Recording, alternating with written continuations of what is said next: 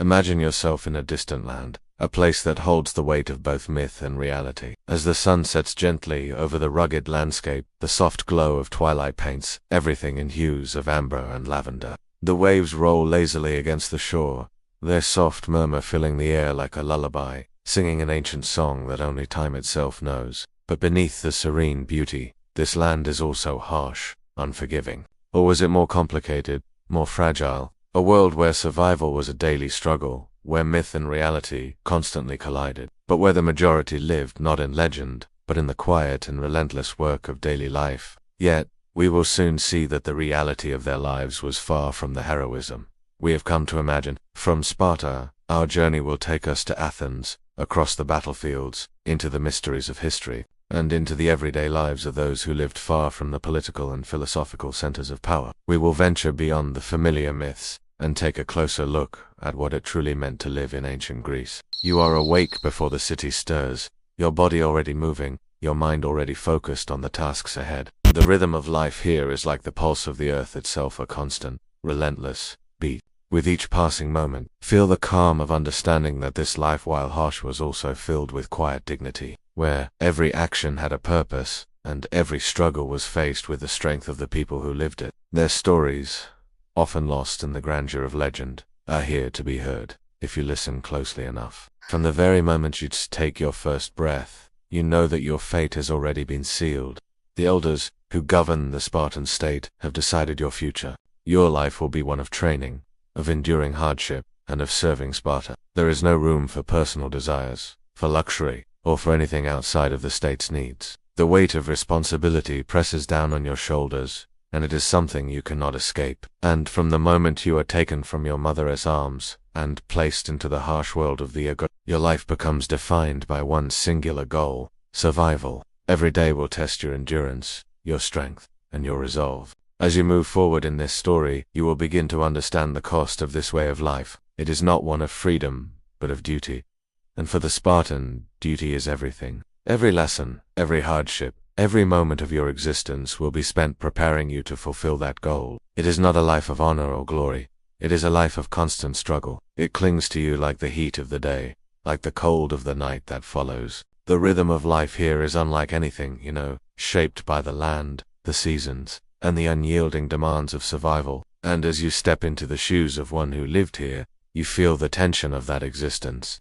There is always something to be done, a task to be completed, a responsibility to uphold. Life is not about fame or glory, it is about enduring. And, in this world, endurance is the greatest virtue. The streets you walk upon are not the smooth, polished stone of modern cities, but the rough, uneven paths worn by generations of feet, the dust of centuries beneath your soles. Together, we will peel back the layers of myth to see the world as it really was, filled with both beauty and hardship. When we think of Sparta, we often picture the fierce warriors whose names have been immortalized in battle. Their discipline, their strength, their ability to endure unimaginable hardships are figures of legend, revered for their prowess and their unwavering commitment to their city. The city around you hums with life, but it's not the rush of modern times. In truth, the Spartan warrior was not a hero in the traditional sense. The Spartan way of life was defined not by individual glory, but by sacrifice and survival. It was a life built on a rigid structure, one that demanded everything from its citizens. It was not about fame, but about fulfilling an unyielding duty to the state, a duty that often came at great personal cost. Life in ancient Greece, especially in Sparta, was not designed for leisure. There was no time for relaxation, no room for luxuries that we take for granted today. The people of this world were defined by their work, their responsibilities, and the expectations of their society. Each day was a test of endurance, of discipline, of sacrifice. Instead, you hear the quiet murmur of daily routines, men and women going about their tasks, children playing in the streets, the soft clinking of tools, the distant sounds of a life lived with purpose. You can feel the weight of history pressing down on you as you walk, the echoes of those who lived here long before you. Where did the human element exist in a world of grandeur, a world that has been immortalized in stories? The sharp rocks, the dry earth, and the hot sun are reminders of the daily struggle for survival that permeated the lives of those who lived here. Yet, for all its challenges, there is a profound beauty in this landscape, its starkness, its simplicity, its grandeur. The horizon stretches before you, and the land seems both foreign and timeless, its ancient soil beneath your feet untouched by the passage of centuries. This is ancient Greece, a place of profound myth, philosophy, and history, where the roots of Western civilization were sown. The air here is heavy with the scent of salt from the sea, mingling with the fresh, earthy aroma of the land. As you walk forward, you feel the shift in the air, the heat of the day slowly fading, replaced by the cool evening breeze. You hear faint murmurs, voices of those long gone, drifting across time. They are not whispers of gods, but of people, real men and women, struggling through their lives. Their world was as much about survival as it was about ideas, about battles for both power and peace. The grand stories of gods and legends often overshadowed the daily struggles of the average person, but their lives too were shaped by the same forces. But what are the reality of life here? Was it really as we are taught to believe, a land of endless glory, heroic battles, and philosophical enlightenment? This is the place we are about to explore, a world where great men and women arose. We will start our journey in the heart of Sparta, a city-state known for its warriorsmen whose names have been etched into history. Now, as you close your eyes and relax, take a deep breath and allow yourself to be transported back in time. Picture yourself walking among the people of ancient Greece. The air is thick with the smells of the earthwood, stone, salt, and the faint scent of smoke from cooking fires. In this world, there is no room for it. Imagine yourself waking at dawn, the first light of the sun creeping over the hills. This world is not a place of comfort. There is no luxury, no space for personal desire or ease. It is a world of survival. Now, as you settle deeper into the atmosphere of this ancient world, let the feeling of that relentless pace of life wash over you. As we move forward, our focus shifts to one of the most iconic figures of ancient Greece, the Spartan warrior. But the reality of their lives is far more complex. Imagine yourself, not as a celebrated Spartan king or a mighty general, but as a young boy, perhaps not much older than 7. You are not just a child, you are a future soldier. Your journey is not one of choice. It is a path shaped by the unyielding demands of Spartan society. In the tapestry of ancient Greece, Sparta stood as a city-state, unlike any other. While cities, like Athens, gave birth to philosophy, art, and democracy, Sparta was built on an entirely different foundation: strength, discipline, and survival. As a child, your very survival is in the hands of the Spartan elders, their council that governs the city-state. These men, hardened by years of war and discipline, have no compassion for weakness. Your life is no longer your own. It belongs to Sparta, to the state. Every day, you are pushed harder, run further, and fight longer than you ever thought possible. You feel the weight of exhaustion in your bones, but there is no rest. The pain becomes familiar, almost comforting, as it becomes the only constant in a world that expects nothing less than total endurance. To endure is to live. To fail is to die. You train for war, but also for survival against not just enemies, but against your own limits. Every moment, every breath, is shaped by the need to prove yourself, to push beyond your limits. It is a life where there is no respite, no room for failure. The path to becoming a Spartan warrior is not one of honor or glory, it is one of survival. And survival in this world means being strong enough to endure, no matter the cost. There is no kindness in the you are given only the barest of rations, just enough to keep you alive, but not enough to feel nourished. And where every day is a battle against both the body and the mind. This is Sparta, and this is the life of a Spartan warrior. Your stomach growls endlessly, a constant reminder of the deprivation you endure. But hunger is not considered a weakness in Sparta. It is simply another challenge to overcome. You are taught that hunger is not something to be defeated, but something to be endured. If you are hungry enough, you learn to steal. Stealing becomes a rite of passage, a skill that is not only accepted but encouraged. But stealing is a test in itself. If you fail to steal successfully, if you are caught, the punishment is swift and severe. The harshness is not to punish you for stealing, but to teach you that failure is unacceptable. In the eyes of Sparta, weakness is the greatest crime. You wear rough, inadequate clothing, barely enough to shield you from the cold winds that whip across the barren landscapes. You are trained to suppress your fear, your pain, your discomfort. The only thing that matters is survival. The hardest lesson of all is learning to endure not just physical pain. You share your pain, your hunger, your discomfort, but there is no true camaraderie, no sense of shared joy. Everything is centered on survival. In the agoge, you are constantly measured against those around you, not just in terms of strength, but in terms of your ability to endure. Only the strong survive. and survival is the only measure of your worth. But isolation, fear, and the emotional toll of a life that demands everything from you. You learn to live without affection, without the comfort of family or friends. You are a warrior, and a warrior's life is one of solitude and sacrifice. Your bed is nothing more than a thin layer of straw spread upon the cold, unforgiving ground. Sleep is a luxury, not a comfort. When you are born, your fate is decided not by your parents, not by love, but by cold calculation. The elders examine your body, your strength, your potential to endure the coming hardships. If they deem you weak or frail, your life is forfeit. You will be abandoned, left to die without ceremony, because in Sparta, only the strong are allowed to live. Its people were warriors, not philosophers. And from the very moment a Spartan child was born, their future was already written by the state. At the tender age of 7, you are taken from your mother and father, from the warmth of your family, and sent into the agogile rigorous training system that will define every moment of your life. This is not a school, in the sense we understand. There are no lessons of literature, no discussions of philosophy. The Agoge is a brutal institution designed to strip you of any notion of individuality and teach you one thing: survival. Sparta was not a place of luxury or culture. It was a place where only the strongest survived, and every individual's value was determined by their ability to serve the state. Imagine for a moment that you are born into this harsh, demanding world. If, by some stroke of fortune, you survive this first trial, your path as a Spartan warrior begins. Imagine the shock of entering this world. No longer will you be coddled or protected. You are not a child anymore. The discomfort is unrelenting. Your muscles burn from endless physical drills. And then there is the hunger.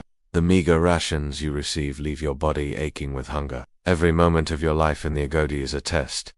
You are not allowed to show weakness. Every misstep, every hesitation is met with punishment. But above all, you are taught to never, ever show weakness. Imagine yourself walking through this world, surrounded by boys who will one day become warriors like you. Your life in the Agoj is one of constant pressure, constant challenge. This is not a world for the faint-hearted. It is a world where pain and hardship are constant companions.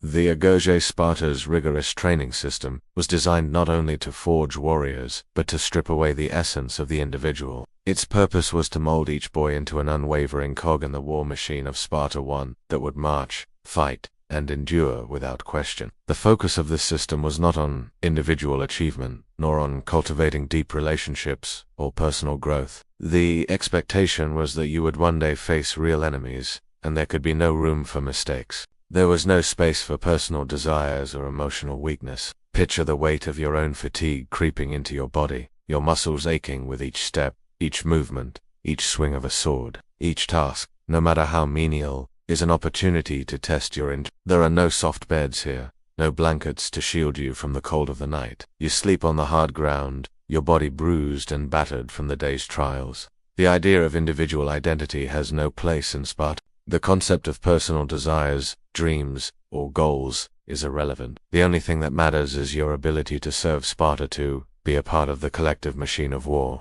Sleep is not a time for comfort or peace. It is merely a fleeting escape from the pain. These duels are not battles for honor or prestige, but trials to see who can endure pain and conflict the longest. The lessons learned here are harsh and unforgiving, but they are necessary. It is how well he can endure the pain, the hunger, the exhaustion, the isolation. This is the core of Spartan training, the Agoge's cruel truth.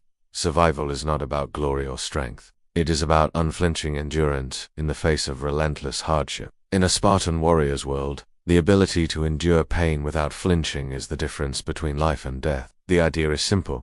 You are taught to never flinch, to never show pain, even when struck, even when you are wounded. The fights are brutal, and the injuries are inevitable. But there is no time to rest, no time to nurse your wounds. The focus is on maintaining control, suppressing your instinct to react to pain, and pushing through the discomfort to finish the fight. Your wants and needs are secondary to the demands of Sparta. Your comrades are not your brothers in the traditional sense.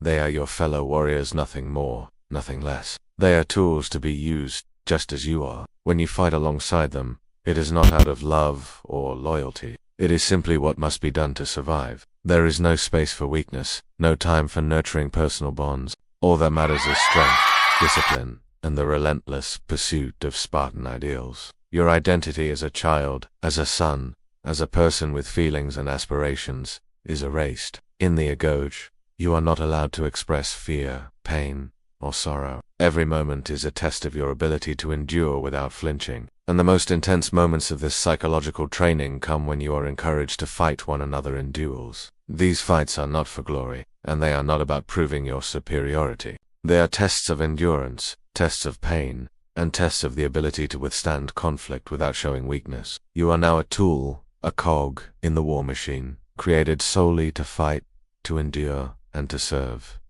Your emotional needs are suppressed. Affection is a weakness. Bonding with others, though necessary for survival, is never encouraged beyond the basics. You are not allowed to form connections based on affection or care. The relationships that develop between you and the other boys are not those of true friendship. They are born out of necessity. You fight side by side not because you care for each other, but because you both share the same goal: survival. The sounds of the agoge never truly leave you. The whispers of exhaustion, the constant reminders that you must keep going, follow you even into your dreams. After a long march, your body exhausted, you are expected to fight again without hesitation, without slowing down. The heat of the day, the sting of the wind, the grating discomfort of your armor rubbing against your skin, none of it matters. There is only the next challenge, the next trial that awaits. The constant strain on your body becomes a part of your very being, etched into your muscles, your bones, your very soul. But no matter how much your body protests, no matter how loud your mind screams for respite, there is no room for rest.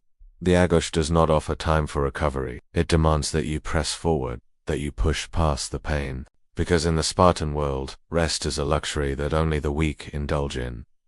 Your individuality was stripped away. The boy you were before the agoge was no more. The only thing that mattered now was your ability to function as part of the collective, the Spartan warrior. You learned to suppress your personal needs, your hunger, your discomfort, and your fear. Everyone around you is feeling the same pain, the same exhaustion. No one is exempt. It is in this collective suffering that the Spartan boys bond, not through camaraderie, but through the shared experience of hardship. In this world, relationships are not formed based on trust or friendship, but on survival. You are taught that you cannot rely on others for emotional support. The only support that matters is the strength you can muster within yourself. Emotion had no place in this world, for to show any sign of weakness was to invite punishment, ridicule, and, perhaps most cruelly, the cold indifference of your fellow trainees. Every strike, every parry, had to be executed perfectly. But perfection was elusive. In the agoge, failure was inevitable, but there was no place for excuses. Mistakes were not just corrected, they were punished. The punishment was harsh, swift, and sometimes brutal. A misstep could lead to a whipping, a beating, or being sent to perform extra drills until your body could no longer move. It was a relentless cycle of pain, punishment, and perseverance. It was about survival, discipline, and the constant testing of one's limits. Each day began long before the sun rose. Imagine waking up to the chill of the morning, your body stiff from the cold and the hours of fitful sleep on hard stone or thin straw.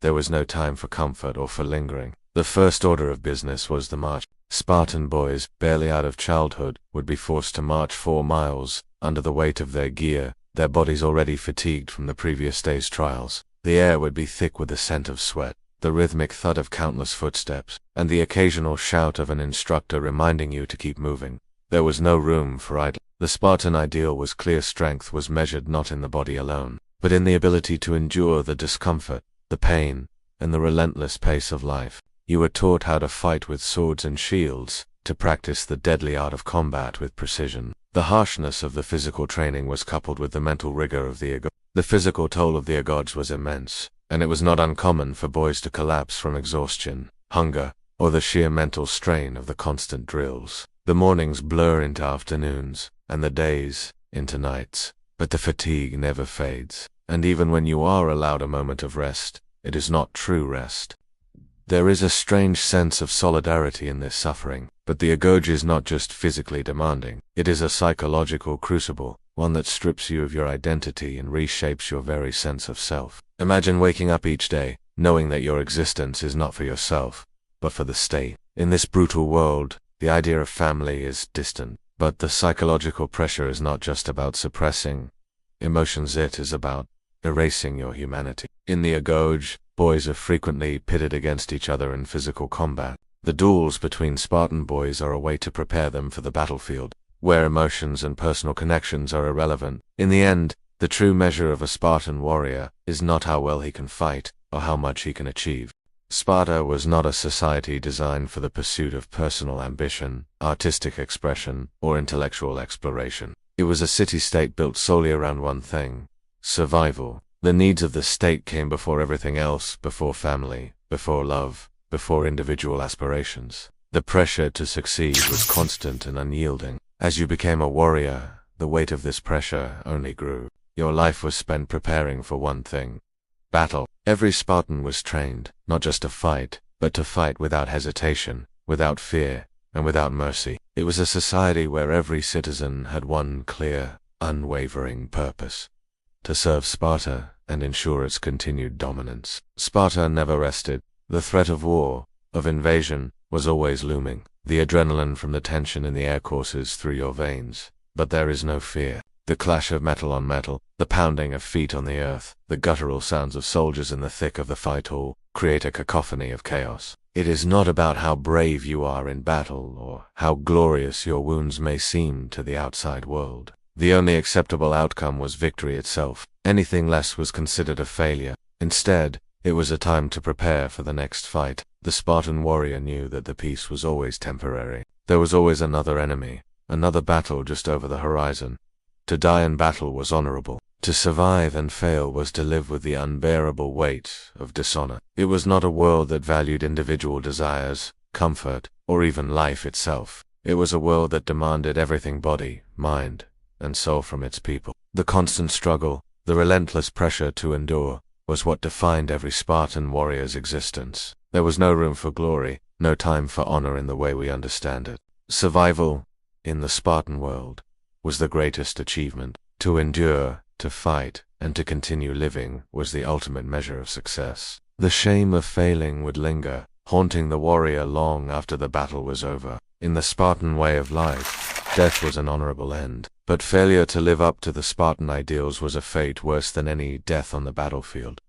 The expectation of victory was unrelenting. Every Spartan understood that their existence was defined by this brutal cycle. Victory was the only acceptable outcome, and failure, in any form, was a stain on your honor and your duty. It was dedicated entirely to the survival of Sparta. You fought not for yourself, but for the state. The price of failure was steep, and the consequences of weakness were too high to bear. But in the end, the Spartan warrior who endured everything, pain, exhaustion, isolation, and battle, became a part of something far greater than themselves: the indomitable strength of Sparta itself. Even in the face of overwhelming odds, a Spartan warrior was expected to fight, to push forward, and to never relent. There was no public celebration for a Spartan warrior who won a battle. A warrior who failed to live up to the Spartan ideal was not just seen as weak. They were seen as a threat to the very survival of Sparta itself. The consequences for failure were not just physical but psychological. Those who were deemed to have failed in battle, whether through cowardice or incompetence,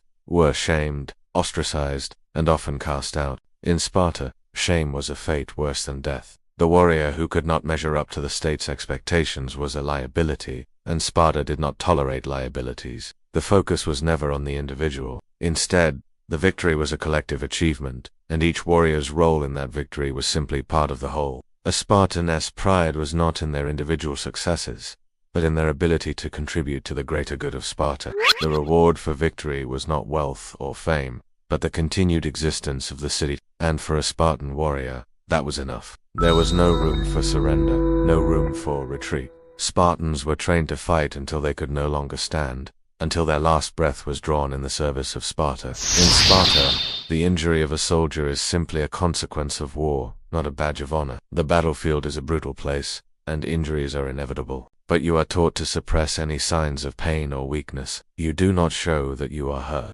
You do not stop, even when your body cries out for relief. The mental toll of this unflinching attitude toward pain is immense. Your body may be battered, broken, and bloody, but your mind remains steadfast. You were trained for this, and this is the life you must endure. This is not the elegant, choreographed combat of legends. This is not a battle of strategy and honor. This is a struggle for survival, a constant battle to outlast the enemy. You are not fighting for glory, not for fame, but for the sheer purpose of ensuring that Sparta stands strong in the face of its enemies. There are no heroic speeches before the fight, no expectation of individual valor. The fight is simply something you must endure, something you must survive. Fear is not something a Spartan warrior feels. Fear is weakness, and in this world, weakness is unacceptable. You are part of a well-oiled machine, a soldier within the larger system of Spartan might. Your training has been long and brutal, and now it will be tested in the harshest way possible. There was no peace,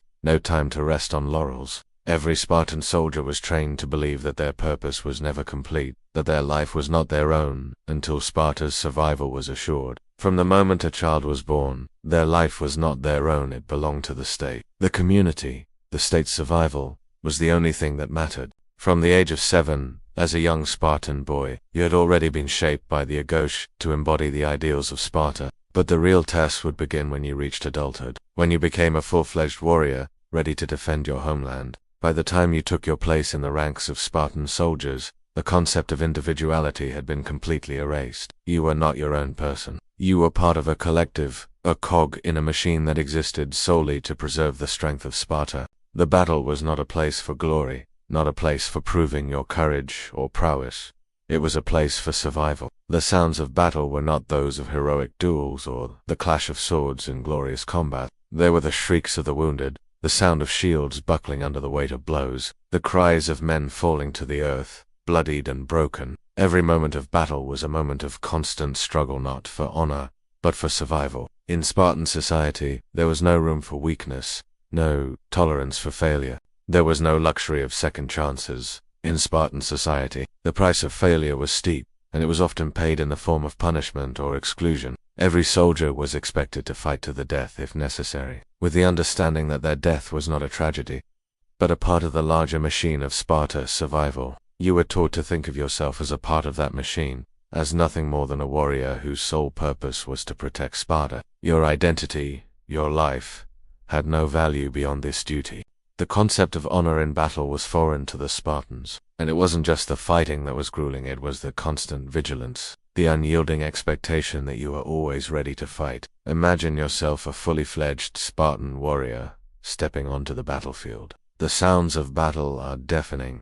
The wounds you sustain are not the focus. In Spartan society, there was no such thing as almost winning. If you survived the battle, it was not a time to celebrate or rest. Victory, however, did not come with accolades or glory. In the Spartan system, failure had serious consequences. It was not just a personal failure, it was a failure of the state. The fear of failure was constant. It haunted every Spartan warrior, for the consequences of failure were far worse than death. In the end, Spartan society was built around the principle of survival. And so, as a Spartan warrior, you lived each day knowing that your life was not your own. As we take a moment to reflect on the life of the Spartan warrior, let's pause to consider the monumental sacrifices that defined this existence. The Spartan's life was one of unrelenting struggle, where every day demanded more than the last. And the price of failure, the cost was steep, with dishonor and exile often being more feared than death itself. Failure was not simply an imperfection to be corrected, it was a mark of disgrace, one that could not be erased. But a world where everything, your body, your mind, and even your soul belonged to the state. But by the pursuit of greatness, by the drive to expand an empire and leave a mark on the world, his ambition was as boundless as the empire he sought to create. From a young age, Alexander was taught to believe in his destiny, that he was not just another man, but a leader whose greatness was foreordained. His story is not one of a soldier forced into battle by duty. Unlike the Spartan warrior who lived a life dictated by duty, Alexander's life was driven by an inner fire, an insatiable hunger for power and glory that left little room for personal connection. He was a leader, yes, but he was also a man deeply conflicted, one whose actions shaped the course of history, but whose own life was often a reflection of the personal toll that ambition can take. We'll explore his rise from a young king to the conqueror of much of the known world, his relationship with those around him, and the internal struggles he faced in his quest for personal and political power. In many ways, Alexander's life provides a striking contrast to the rigid structure of Spartan society. But for the incredible personal and societal costs of his unyielding ambition, where the Spartans were taught to endure, Alexander's path was one of relentless ambition, where the pursuit of greatness was often at odds with the sacrifices it demanded. But a king who sought out conflict in pursuit of his dream, his vision of a world united under his rule. For all of his victories and conquests, the price of ambition was high. Relationships were strained, personal happiness was fleeting, and the burden of leadership weighed heavily on his shoulders. Unlike the Spartan, whose purpose was forged in the fires of discipline and survival, Alexander was driven by something more elusive, more dangerous: the need to shape the world itself. And, in doing so, he was forced to grapple with the very human cost of that ambition. From the moment he ascended to the throne of Macedonia, Alexander's ambitions took him far beyond the borders of his homeland. He marched through Persia, Egypt, and India, each step further cementing his legacy as one of history's greatest conquerors. His life, filled with triumphs and tragedies, will remind us that greatness comes at a price, and that the pursuit of power, no matter how noble the intentions, can lead to a kind of isolation and conflict that is just as costly as the life of a Spartan warrior. While the Spartans were trained to serve and to endure, Alexander was trained to conquer, to inspire, and to lead with unwavering determination. He was destined, it seemed, to be more than just a king of Macedonia. He was fated to be a ruler whose name would echo through the centuries. The man we turn to now is one whose life was shaped by ambition and intellect,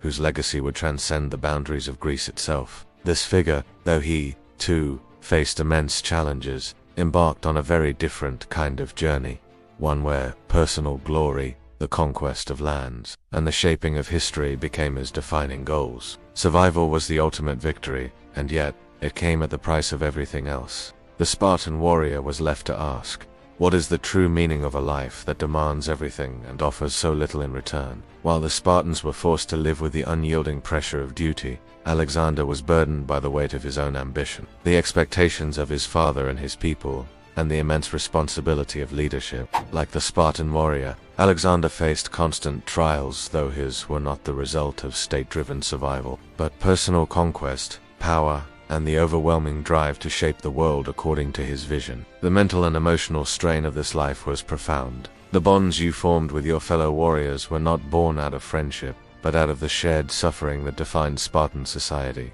Even the concept of family was secondary to duty. The individual was always subordinated to the needs of the state. The training, the harsh conditions, and the emotional toll were not incidental aspects of life. They were the very fabric of what it meant to be Spartan. The Spartan way of life stripped away personal desires, comforts, and the freedom to choose. There was no room for dreams of adventure, personal accomplishments, or even rest. Spartan warriors were taught to push past their body's limits, to sacrifice their own well-being, and to place their lives in constant danger for the sake of the greater good: Sparta's survival. Imagine the constant exhaustion that permeated every waking hour, the hunger gnawing at your body, the soreness in your limbs after days of physical drills. You are constantly pushed to the brink, and even beyond, only to be told that it is never enough, that you must endure even more, without question or complaint. Every Spartan warrior, from the moment they were born, had their life entirely dictated by a singular purpose: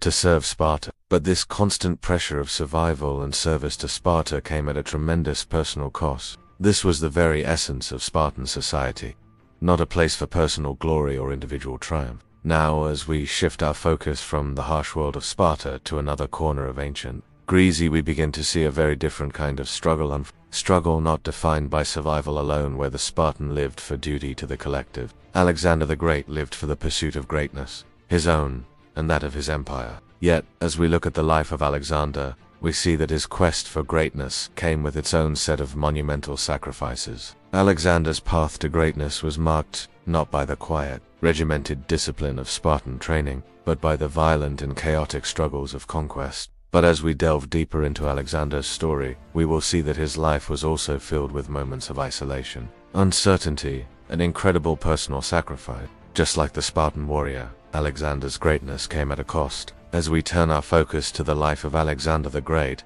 we begin to uncover the complexity of his journey. Through Alexander, we see that the quest for greatness is not without its sacrifices. Let us now embark on the journey of Alexander the Great, whose name is etched in the annals of history not just for his military conquests.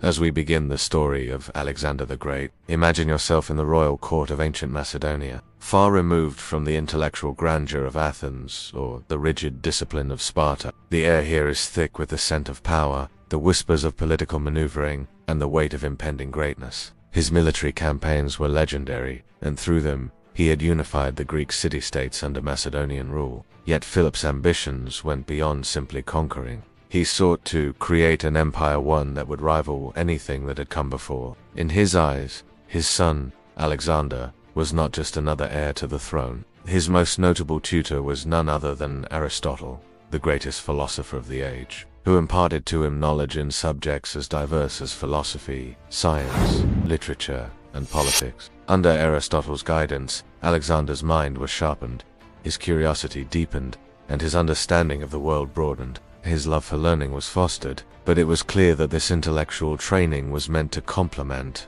not overshadow, his military education. He was the instrument by which his vision for Macedonia would be expanded into a vast empire that would stretch far beyond the borders of Greece. The Battle of Chaeronea, fought in 338 BCE, would become a defining moment in Alexander's early life, one that demonstrated his military genius and leadership skills. At this point, Alexander was not yet the king of Macedonia, but he was already being entrusted with significant command. The Battle of Chaeronea was a critical moment, as it was the culmination of Philip's efforts to unite the Greek city-states and defeat their mutual enemies. Alexander, particularly inspired by the character of Achilles in the Iliad, saw in these stories not just tales of glory but lessons in leadership, strength, and destiny. The internal threats were immediate, but his rise to power was swift and decisive. His father's enemies within the court were eliminated, and he quickly moved to consolidate his control over Macedonia. With the Greek city-states brought to heel, Alexander's next step was clear. He would turn his eyes eastward, toward Persia, and begin the campaign that would make his name immortal. But it was the Greek city-states that posed the greatest challenge. What followed would be a series of conquests that would reshape the ancient world and leave a lasting imprint on history. His legacy, while fraught with personal struggles and political conflicts, would endure long after his death, and a series of military victories that confirmed his place among history's greatest leaders. It is in these formative years that we see the roots of his ambition, his military genius, and his destiny to conquer the world. But his rise was not a mere accident of birth. It was the result of years of careful planning, education, and determination. Unlike the Spartan warrior, whose life was shaped by the will of the state, Alexander's life was driven by personal ambition, the desire to leave a legacy, and the belief that he was destined for something greater than the world that had come before him. Many saw Philip's death as an opportunity to break free from Macedonian control, and some feared that the young king's leadership would not be as formidable as his father's. Alexander, leading the Macedonian cavalry, displayed not only his tactical brilliance, but his unflinching courage. He marched south and laid waste to Thebes, sending a clear message to the other Greek city-states. Sparta may have won battles, but the rule of Macedonia was unwavering. It was not just an act of retaliation, it was a statement of power, an affirmation that Alexander would not be challenged. When the Macedonian right wing began to falter, Alexander took it upon himself to lead a daring charge, breaking through the enemy lines and securing a decisive victory. His tactics were bold and precise. He saw the weakness in the enemy's formation and exploited it to devastating effect. His forces shattered the Greek coalition, and in doing so, Alexander solidified his place as a military leader of extraordinary ability. The Battle of Chaeronea was only a glimpse of the brilliance he would later display on the battlefields of Asia Minor, Egypt, and Persia. His rise to the throne, though marked by political turmoil and rebellion, showed his ability to consolidate power swiftly and decisively. He was not only trained in the art of war but immersed in it. Unlike many young men thrust into leadership positions, Alexander did not act out of a thirst for personal glory. At just 20 years old, Alexander was thrust into the role of king, inheriting a kingdom on the brink of greatness. But his ascension to the throne was not without its challenges. Though Philip had united Greece under Macedonian rule, his death left a vacuum of power. Political factions within the Macedonian court sought to test Alexander's resolve, and rebellion stirred within the Greek city-states that his father had once controlled. He was not motivated by the desire to be celebrated or revered. Instead, his leadership was driven by a singular purpose: to protect and expand the vision his father had worked so hard to create. There was no arrogance in Alexander's victory, no boasting about his triumph. His mind was already on the next campaign, on the wars that lay ahead. His father's military strategies were woven into the fabric of Alexander's upbringing, and it was clear from an early age that Alexander was being groomed not simply to inherit his father Estron, but to expand upon it. He would one day be the one to lead the Macedonian forces, to take what Philip had started and push it further, toward a vision of global conquest. He was drawn to the idea of a warrior king who could unite his people and carve a name for himself in history. You are standing in the shadow of Mount Olympus, surrounded by the stone halls and marble columns of the royal palace, where every action seems to be steeped in intrigue. The court he grew up in was one filled with power struggles, political intrigue, and relentless ambition. Philip's political ambitions and the growing complexity of his empire created internal strife, as many within the Macedonian court sought to weaken his rule. Many nobles feared the growing power of Philip, and internal factions began to form. For Alexander, this unrest was both a challenge and an opportunity. The political landscape of Macedonia was volatile, and the rise of a new generation of leadership was never assured. Alexander's journey to the throne was not just about proving his military might, but about asserting his right to rule in a world filled with competing interests. His every moment was shaped by the unspoken expectation that he would one day rule over more than just a kingdom. He would rule over an empire. Unlike the Spartan children, whose lives were dictated by collective duty and harsh training, Alexander's destiny was defined by royal ambition, not only to lead but to conquer and leave his mark upon the world. It is within this complex web of ambition and secrecy that Alexander was born, destined to ascend to heights that few could fathom. His mother, Olympias, a woman of considerable influence, instilled in him the belief that he was fated for greatness, even godlike status. Some accounts suggest she claimed that Alexander's conception was divine, his father's affair with the gods themselves. These early teachings set the foundation for Alexander's belief that he was not merely a prince, but a king chosen by fate to carve his name into history. Alexander's father, King Philip II, had already reshaped the Greek world through his brilliance in military strategy and his diplomatic prowess. From a very early age, Alexander was taught that he was not destined for a simple life of royal luxury. As the son of Philip and Olympias, Alexander was born into a world that was steeped in mythology, destiny, and power. Alexander's education was unlike any typical royal upbringing. From a young age, he was surrounded by the finest teachers, scholars, and military minds. In the quiet moments of his youth, when not engaged in battle or warfare, Alexander would immerse himself in the texts of Homer, whose epic tales of heroes, warriors, and conquests would become an essential part of his worldview. Though his education was grounded in philosophy, it was the military campaigns of his father, Philip, that truly shaped Alexander's character. Yet Alexander's life was not without its challenges. His relationship with his father, though built on mutual respect, was fraught with tension. When Alexander was just 18 years old, his father Philip gave him a chance to prove his leadership on the battlefield. The coalition of Greek city-states, led by Athens and Thebes, posed a serious threat to Philip's Macedonian empire. But what is most remarkable about this victory is not just the battlefield success, but the character Alexander displayed in the heat of battle. The world Alexander had come to know and filled with political intrigue, military preparation, and royal expectation was forever changed. In 336 BCE, with the sudden assassination of King Philip II, Alexander's first task was to secure his position as king. Alexander's response was swift and brutal. Alexander's rise to power was not simply about political maneuvering, though. It was about securing his place in the world, ensuring that his father's vision for a unified Greece and an expanding empire would live on.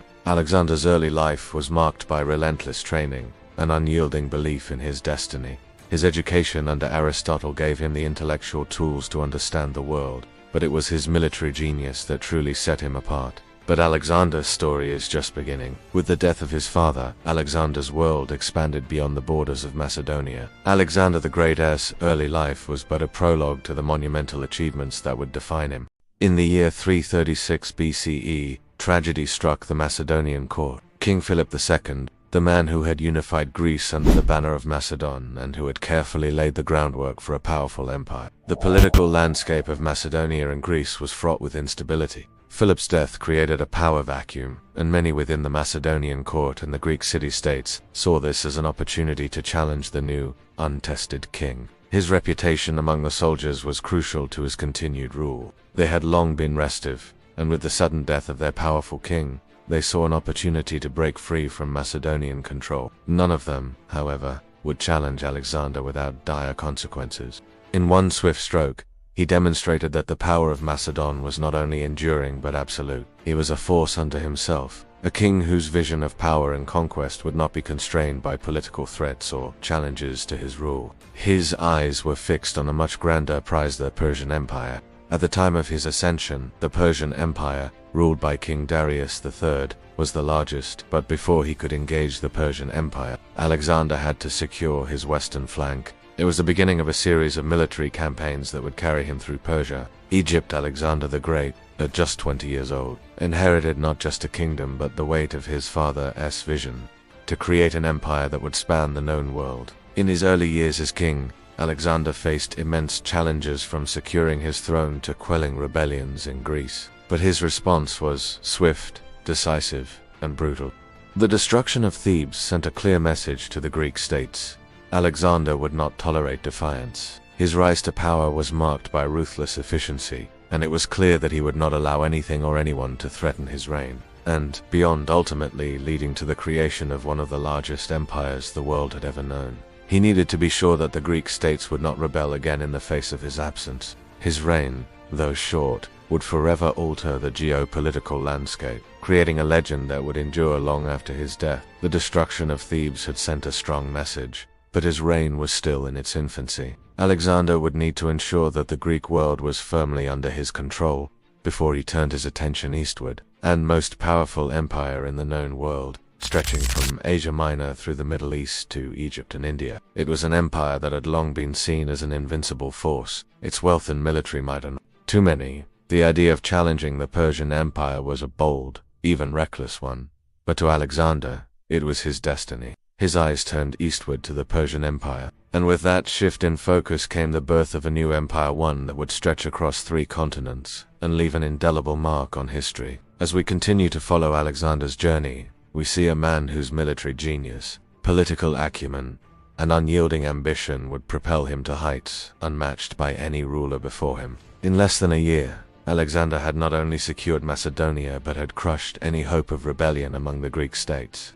He had inherited a powerful military machine from his father, and he had the strategic brilliance to use it effectively. His desire to carve his name into history was not about maintaining the status quo, it was about transcending it, about conquering the world and creating a legacy that would outlast him. His vision was not one of mere expansion, but of empire building on an unprecedented scale. The Persians were the obvious first target in his quest for domination. His power was solidified, and his reputation as a leader who would stop at nothing to maintain control was established. The destruction of Thebes sent shockwaves throughout Greece, and other city-states quickly realized that to defy Alexander was to invite annihilation. For all of Alexander's youth and inexperience, the might of his armies and the unwavering decisiveness with which he ruled made him a force to be reckoned with. The destruction of Thebes was not only a victory in battle, it was a psychological victory as well. Alexander had shown that he was not simply a king in name. He was a ruler of immense power, capable of enforcing his will across the entire Greek world. His first major confrontation came with the city-state of Thebes, one of the strongest and most influential of the Greek cities. Thebes, perhaps seeing Alexander as a young and untested king, rebelled in an attempt to assert its independence. He moved swiftly to quell any dissent, ensuring that no military leader would be able to challenge his authority. Alexander's response was not one of diplomatic negotiations or cautious compromise. Instead, he responded with sheer military might. He led a devastating siege on Thebes, and the city was taken by storm. The consequences of this destruction were horrific. Thebes, once a proud and influential Greek city-state, was razed to the ground. Its inhabitants, many of whom had fought valiantly against the Macedonian forces, faced grim fates. Thousands of the city's citizens were slaughtered or sold into slavery, and the city's riches were plundered. This brutal suppression of Thebes was a clear message to the rest of Greece. Alexander would not tolerate rebellion. The days of Greek autonomy were over. His actions were both calculated and ruthless. He removed those he saw as a threat, employing swift and direct measures to neutralize them. By the time his reign had fully begun, it was clear to everyone in Macedonia that Alexander was not merely his father's successor. He was a king in his own right, one who would stop at nothing to preserve and expand the empire his father had built. Some of Alexander's own men questioned whether the young ruler had the strength and political acumen to maintain the throne. Despite his royal bloodline, Alexander's age and lack of experience were seen by some as vulnerabilities. It was a time when uncertainty and potential rebellion loomed large. However, rather than falter, Alexander's response was quick, decisive, and brutal. Was assassinated under mysterious circumstances. His death, though sudden and shocking, set into motion a series of events that would forever alter the course of history. At the age of just 20, Alexander, his son, found himself thrust into the role of King of Macedonia. The loss of his father was deeply personal, for Philip had been a towering figure, both a father and a mentor to his son. Yet, as is often the case with those in power, Alexander was not afforded the luxury of grief. His father's death presented a unique opportunity, one that he seized with an unyielding sense of resolve. While Alexander's ascension was swift, it was by no means smooth. The first and most urgent task for Alexander was to solidify his hold over Macedonia. With his father's death, various factions within the royal court and Macedonian society began to question the stability of his reign. As was customary in the courtly politics of the time, there were potential rivals who would attempt to seize power or undermine Alexander's authority. In the face of these threats, Alexander did not hesitate. He wasted no time in eliminating any potential rivals within the court. This was not an act of paranoia, but a clear, cold-eyed calculation, a necessary step to secure his position and demonstrate his strength to those who might doubt him. Alexander's first move was to ensure the loyalty of the army, which had been the backbone of Philip's power. Once his rule over Macedonia was secured, Alexander turned his attention to the Greek city, which had been united under Philip's leadership. The rebellion of Thebes was crushed with remarkable speed and overwhelming force. In his dealings with the Greeks, Alexander showed no mercy, but it was this very ruthlessness that solidified his position. This brutal display of force proved to the rest of Greece that Alexander was no mere successor to his father. But while Alexander's consolidation of power in Greece was swift and decisive, his ambitions stretched far beyond the borders of the Greek peninsula. From the very beginning of his reign, Alexander had made it clear that his ambitions were not limited to Greece. Alexander's campaigns against Persia would later become the stuff of legend, his military tactics studied by generals for centuries after his death. Once his grip on Greece was secure, he launched his campaign against Persia in 334 BCE, crossing into Asia Minor with a force of approximately 35,000 men. The death of King Philip II marked the end of one era and the beginning of another, but Alexander's ambitions did not stop with Greece. In the death of Philip, Alexander inherited not just a kingdom, but a legacy of legacy he would not only carry forward but expand upon in ways that would change the course of history. In 334 BCE, at the age of just 23, Alexander the Great embarked on a campaign that would forever change the course of history. This was the moment when the world would come to know him not merely as a young king of Macedonia, but as a conqueror of unparalleled skill and military genius whose tactics would be studied and revered for centuries. His target was nothing less than the Persian Empire, a colossal and ancient power ruled by King Darius III.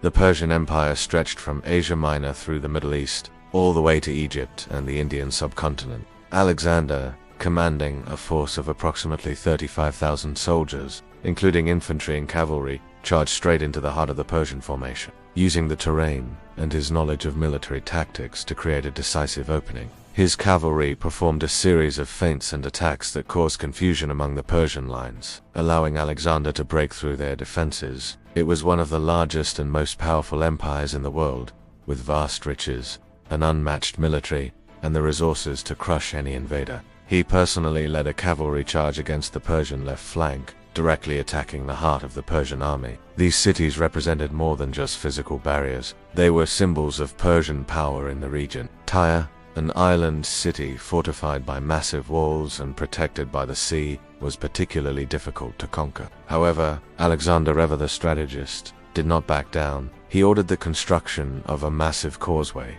a feat of engineering that allowed his forces to breach the city's defenses. The two armies met near the town of Issus, along the narrow plains between the mountains and the sea. The terrain worked to Alexander's advantage, limiting the ability of Darius' superior numbers to fully engage in the battle. The siege of Tyre lasted for months, and it was brutal. Then, with surgical precision, Alexander struck the Persian center. But Alexander's conquest was not only about military dominance, it was also about cultural integration. sparked controversy among his Macedonian soldiers who saw these acts as a betrayal of their Greek heritage. He envisioned a world where people from different backgrounds could live together under the unifying force of Macedonian rule. And so, while Alexander's military genius ensured his place in history, his cultural vision also set the stage for a new world order, one that would transcend borders, one that would be remembered not just for its conquests, but for its ability to unite diverse peoples under one banner. But for Alexander, this cultural fusion was a necessary step in creating an empire that was not just Greek in name, but a world where different peoples and cultures could coexist under one rule. Unlike the Spartans, who had sought only military supremacy, Alexander's empire was to be a fusion of East and West. He encouraged his soldiers to marry local women, promoted the exchange of ideas between Greek and Persian culture, and adopted many Persian customs himself. An unyielding resolve led to the creation of one of the greatest empires the world has ever known. His victories, from the Battle of Granicus to Issus, were not just tactical triumphs, they were demonstrations of his vision, of his belief that he was destined to reshape the world. He believed that a strong empire could not be built solely on military might. It needed to be built on mutual understanding, shared resources, and the blending of cultures. His empire, though short-lived, was a testament to the power of vision, strategy, and the unbreakable will to succeed. His legacy, shaped by his relentless pursuit of conquest and his ambition to unite East and West, would influence generations of leaders, military strategists, and visionaries for centuries to come. His cavalry charged with remarkable speed, breaking through the lines of Dyrus' elite troops, a world united by his ideals, and one where his name would be remembered as a symbol of greatness and ambition. As Alexander pushed deeper into the Persian ranks, the battle turned in his favor. In a desperate move, Dyrus fled the battlefield, leaving his army to be crushed by the Macedonian forces. Once the city finally fell, Alexander's forces killed thousands of its inhabitants and enslaved others, sending a stark message to anyone who would dare resist him. Darius, humiliated and forced to retreat, lost control over his eastern territories. It was a victory that not only secured his path to Persian domination, but also proved that a young king, no matter how outnumbered, could defeat the most powerful empire of his time. It was a victory that resonated across the known world, announcing that Alexander was more than just a king, he was a conqueror, a military genius who could outthink, outmaneuver, and outfight any opponent. In the wake of the battle, Alexander took control of the key city of Damascus and was hailed as the liberator of the Eastern Mediterranean. This victory, combined with his swift, relentless march through Asia Minor, cemented his place as one of the greatest military tacticians in history. Alexander had now established himself as a leader capable of defeating the seemingly invincible Persian Empire. Gaza was a heavily fortified city, and the defenders put up a fierce fight. But Alexander's persistence paid off. With his forces overwhelmed by the city's defenses, he again demonstrated his brilliance in siege warfare, eventually capturing the city. The victory solidified his control over the region, securing the eastern Mediterranean coastline. The battle also marked the beginning of his long march toward Persia's heartland, where he would continue his campaign with relentless drive. His soldiers were drawn not just by the promise of wealth or plunder, but by Alexander's sheer force of will. His presence on the battlefield, fighting alongside his men, inspired a deep sense of camaraderie and respect. The men of his army did not follow him merely because they had to, they followed him because they believed in his vision, his leadership, and his unbreakable spirit. Amidst the clash of steel and the cries of men, Alexander's bravery and tactical brilliance shone through. Despite being heavily outnumbered, army was perhaps half the size of the Persian forces. He achieved a resounding victory that not only shattered the Persian forces, but also kept Alexander to the forefront of world history. His next major objective was the city of Miletus, a strategic port city that had resisted Macedonian rule. Under Alexander's command, Miletus fell quickly, with little resistance. The message to the Persian satraps was clear: Alexander would not be stopped. He moved through Asia Minor with such speed and determination that many of the Persian governors were caught off guard. The battle was hard fought, and the outcome was not certain until the final moments. However, Alexander's force won a stunning victory. The Persians, despite their superior numbers, were routed, and many of their soldiers were killed or captured. It was a major victory for Alexander, and it proved to his men and the world that he was not just a king in name, but a leader capable of outthinking and outfighting his enemies. For most of the known world, the Persians were the epitome of invincibility. Yet, Alexander was undaunted by this overwhelming power. His desire to conquer was not driven by political ambition alone, but by an unshakable belief that he was destined to reshape the world. This was more than a simple military campaign for Alexander. It was a divine mission to prove his greatness, to carve his name into history, and to establish an empire that would span the known world. Every battle, every victory, was a step towards cementing his legacy. I don't the need first to major ask clash why I between came. Alexander and the Persian Empire took place at the Battle of Granicus in 334 BCE. This battle would set the stage for the conquest of Persia, and it was here that Alexander's military genius began to shine. At the forefront of this engagement, Alexander led his troops with extraordinary boldness, exemplifying what would become a hallmark of his leadership.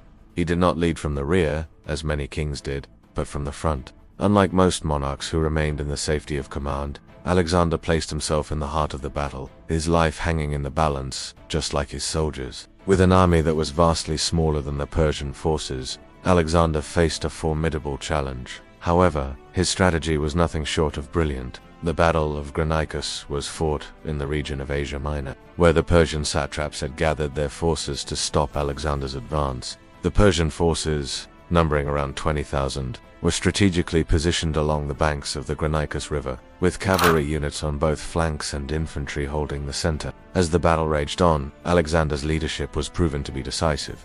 The victory at Granicus was not merely a military triumph. It was a statement. After Granicus, Alexander moved swiftly across Asia Minor, seizing city after city. As Alexander continued his march, cities that resisted him fell in bloody sieges, including the ancient cities of Tyre and Gaza. The victory at Gaza was similarly hard won, showcasing Alexander's ability to adapt and outthink his enemies. Through it all, Alexander's army followed him with unwavering loyalty. One of the most pivotal moments in Alexander's campaign against Persia came in 333 BC, when he faced King Darius III at the Battle of Issus. The Persian army, with Darius at its head, numbered around 100,000 soldiers, while Alexander commanded approximately 35,000 men. Alexander, as always, led from the front. He made a feint against the Persian right wing, drawing Darius into a position where he would be vulnerable. The defeat of the Persian army at Issos was a critical turning point. Alexander's victory at Issus was not just about military strategy, it was about symbolism. As Alexander's victories continued, so too did his vision of a world united under his rule. His adoption of Persian customs such as the wearing of Persian royal robes and the practice of by blending Greek ideals with Persian traditions, Alexander hoped to create a harmonious empire that could stand the test of time. Alexander's campaign against Persia was a turning point in history, a series of battles where his military genius, strategic brilliance. Through it all, Alexander was driven not by the desire for personal glory, but by the need to prove his greatness and secure his place in history. In the end, Alexander the Great was not merely a conqueror. He was a visionary who sought to create a world that transcended borders and cultures.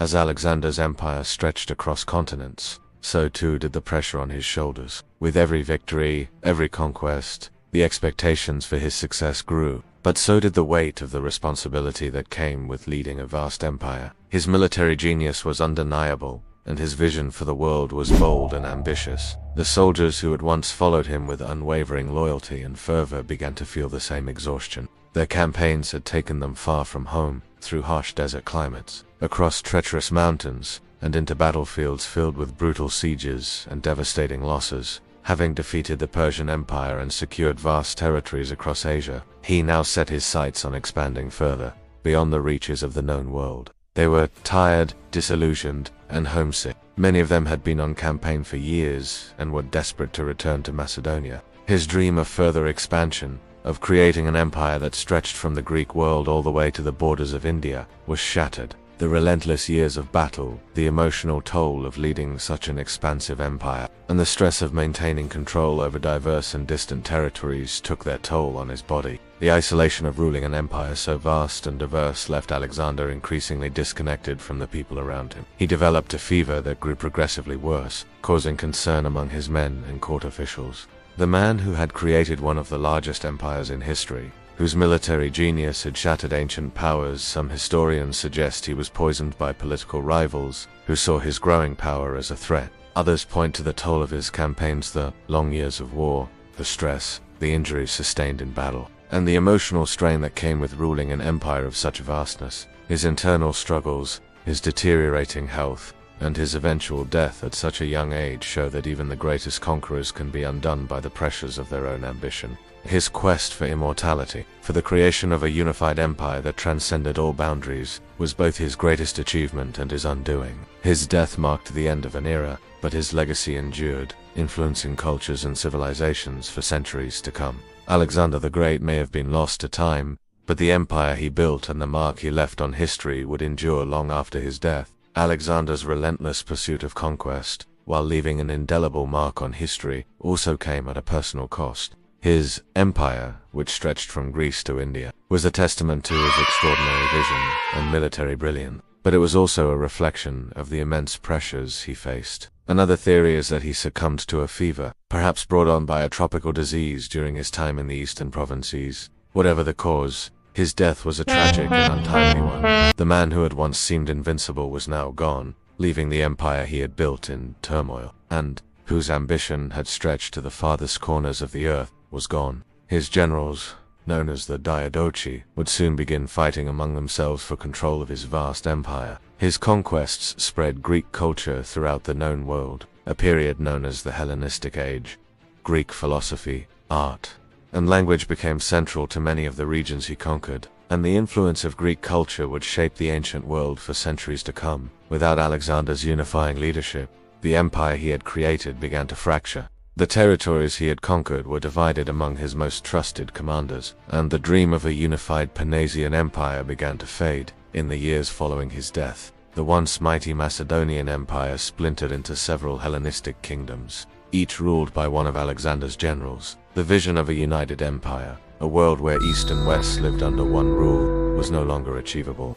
The empire he had built, an empire spanning Greece, Egypt, Persia, and parts of India, was now without a leader, and the questions surrounding his death would echo through the ages. Despite the best efforts of his physicians, the king's condition deteriorated. His mind, once sharp and brilliant, was clouded by the toll of his illness, and it seemed that even the great Alexander was now vulnerable to the fragility of the human body. His once unbreakable resolve seemed to fade as he lay in his sickbed, his future and the future of his empire uncertain. As his power grew, so did the sense of alienation. His soldiers, once loyal companions in arms, were now seen less as comrades and more as instruments to fulfill his vision. His relationships with his generals, men like Pat, who had been with him since the beginning, began to show signs of strain. These men, who had shared in his victories, were now disillusioned by the seemingly endless wars, the brutal tactics, and the unyielding ambition of their leader. They began to question his decisions,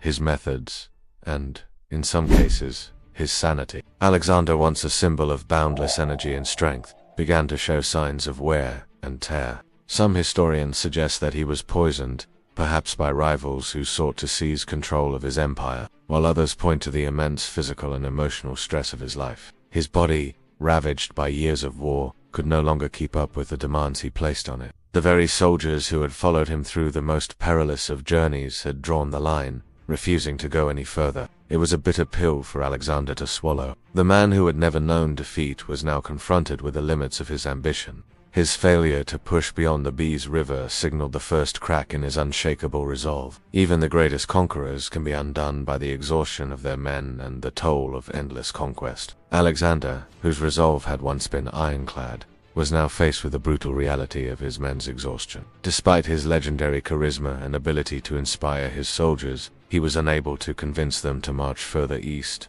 The decision was unanimous: there would be no more conquests beyond the Bees River.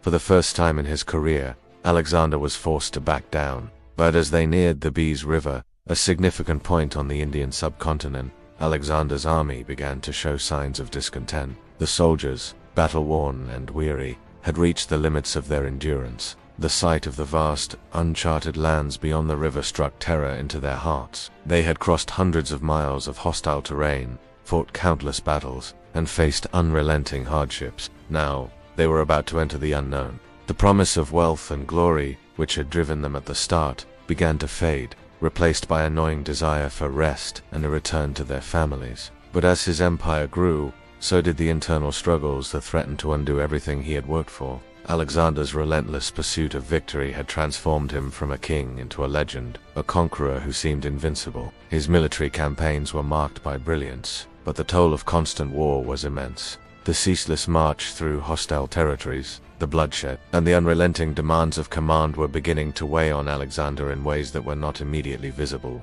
And Egypt, through the bloody battles of Issos and Gaugamela, and into the heart of the Persian Empire. But now, after years of endless conquest, the men who had once seen Alexander as an invincible leader began to question the cost of their loyalty. As the toll of war grew heavier, their initial enthusiasm began to wane. They were no longer fighting for glory. They were fighting for survival. Alexander's soldiers had come to trust him as a leader, but even the most loyal of men have their breaking points. The physical strain on his body was immense: long marches, sleepless nights, endless battles, and the emotional toll of seeing countless lives lost weighed heavily on him. The fatigue that came with his campaigns was not just a personal burden, it was one that spread to his men. Alexander's army had followed him through the sieges of Tyre, Gaza. In 326 BCE, Alexander's conquest took him farther east than any of his men had ever anticipated, into the lands of India. The mutiny at the Beas River marked the first time that Alexander's authority was seriously challenged by his own men. This mutiny was a humbling moment for Alexander. In the years following the mutiny at the Beas River, Alexander's health began to deteriorate. The emotional strain was no less severe. Alexander's health worsened in the final years of his life. On June 10, 323 BCE, Alexander the Great died at the age of 32 in the palace of Nebuchadnezzar II in Babylon. His death sent shockwaves throughout the known world. The exact cause of Alexander's death remains one of history's great mysteries. The death of Alexander the Great marked the end of an era. Despite the division of his empire, Alexander's legacy lived on. The story of Alexander's life and death is one of extraordinary ambition, genius, and sacrifice. In the end, Alexander's story is a reminder that greatness comes at a price. In the end, Alexander's life and death remind us that even the most legendary figures are vulnerable to the same forces that shape all lives: the weight of ambition, the toll of power, and the fragility of the human body.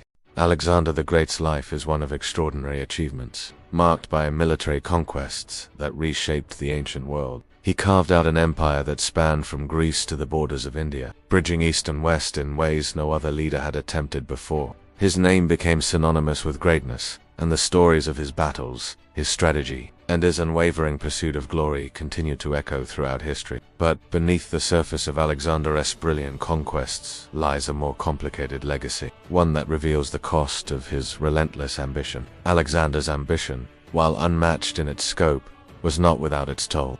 Alexander was a man who achieved what few others could even dream of: a vast empire that stretched across 3 continents. But he paid the price for that ambition with his body, his relationships, and his peace of mind. The very thing that propelled him to greatness, the desire to leave a legacy that would endure forever, ultimately left him isolated and alone, cut off from the people he sought to inspire. His conquests spread Greek culture, language, and ideas across the regions he conquered, ushering in the Hellenistic Age, a period of cultural exchange and fusion that would influence the ancient world for centuries. His efforts to blend East and West, to create a melting pot of cultures, left an indelible mark on history. His ambition and vision were extraordinary, but they came at the cost of his personal well-being and happiness. His story is one of triumph and heartbreak: a man whose drive for greatness led him to the highest of peaks, but also to profound isolation and internal conflict. But in the lessons his life imparts about the costs of ambition,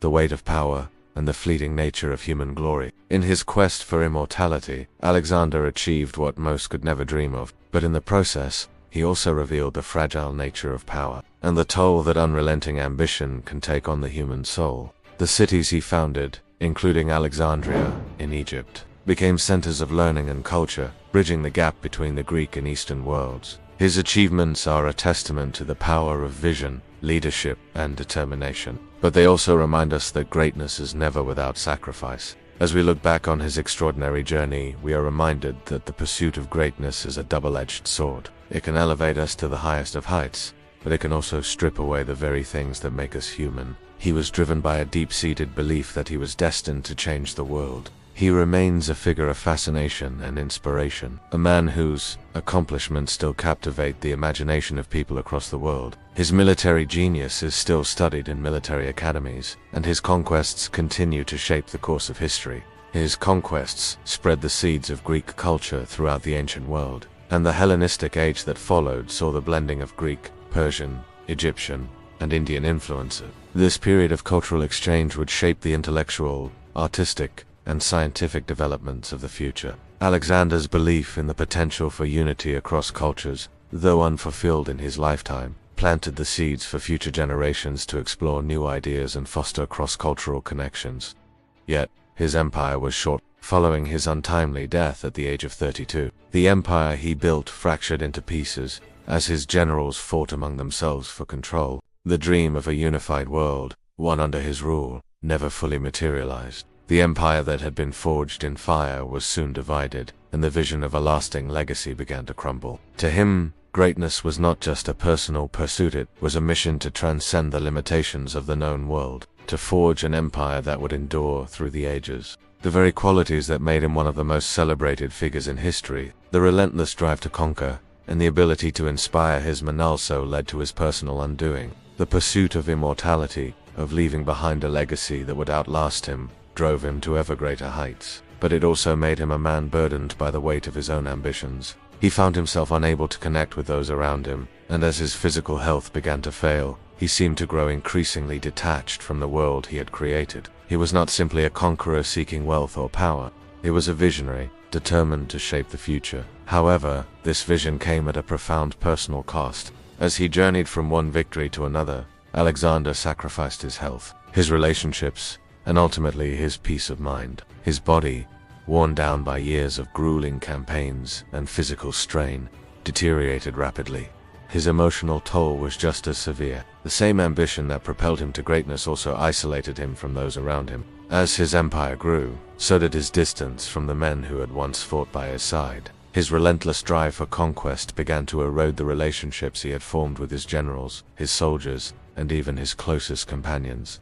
The empire he built was, in many ways, built on war, violence, and unyielding expansion forces that left little room for peace or personal connection. Alexander's life, filled with both triumphs and tragedies, serves as a poignant reminder of the costs of greatness. His story is not simply one of glory, it is also a cautionary tale about the price of unchecked ambition. In the end, Alexander's legacy is as complicated as his life. However, Alexander's impact did not fade with the fragmentation of his empire. Though Alexander's empire was short-lived, his legacy endured far beyond his death. The world he left behind was irrevocably changed. Ultimately, Alexander the Great's legacy is one of both brilliance and tragedy. Alexander's life serves as both an inspiration and a cautionary tale. Thus, Alexander the Great's legacy lives on not just in the empire he built.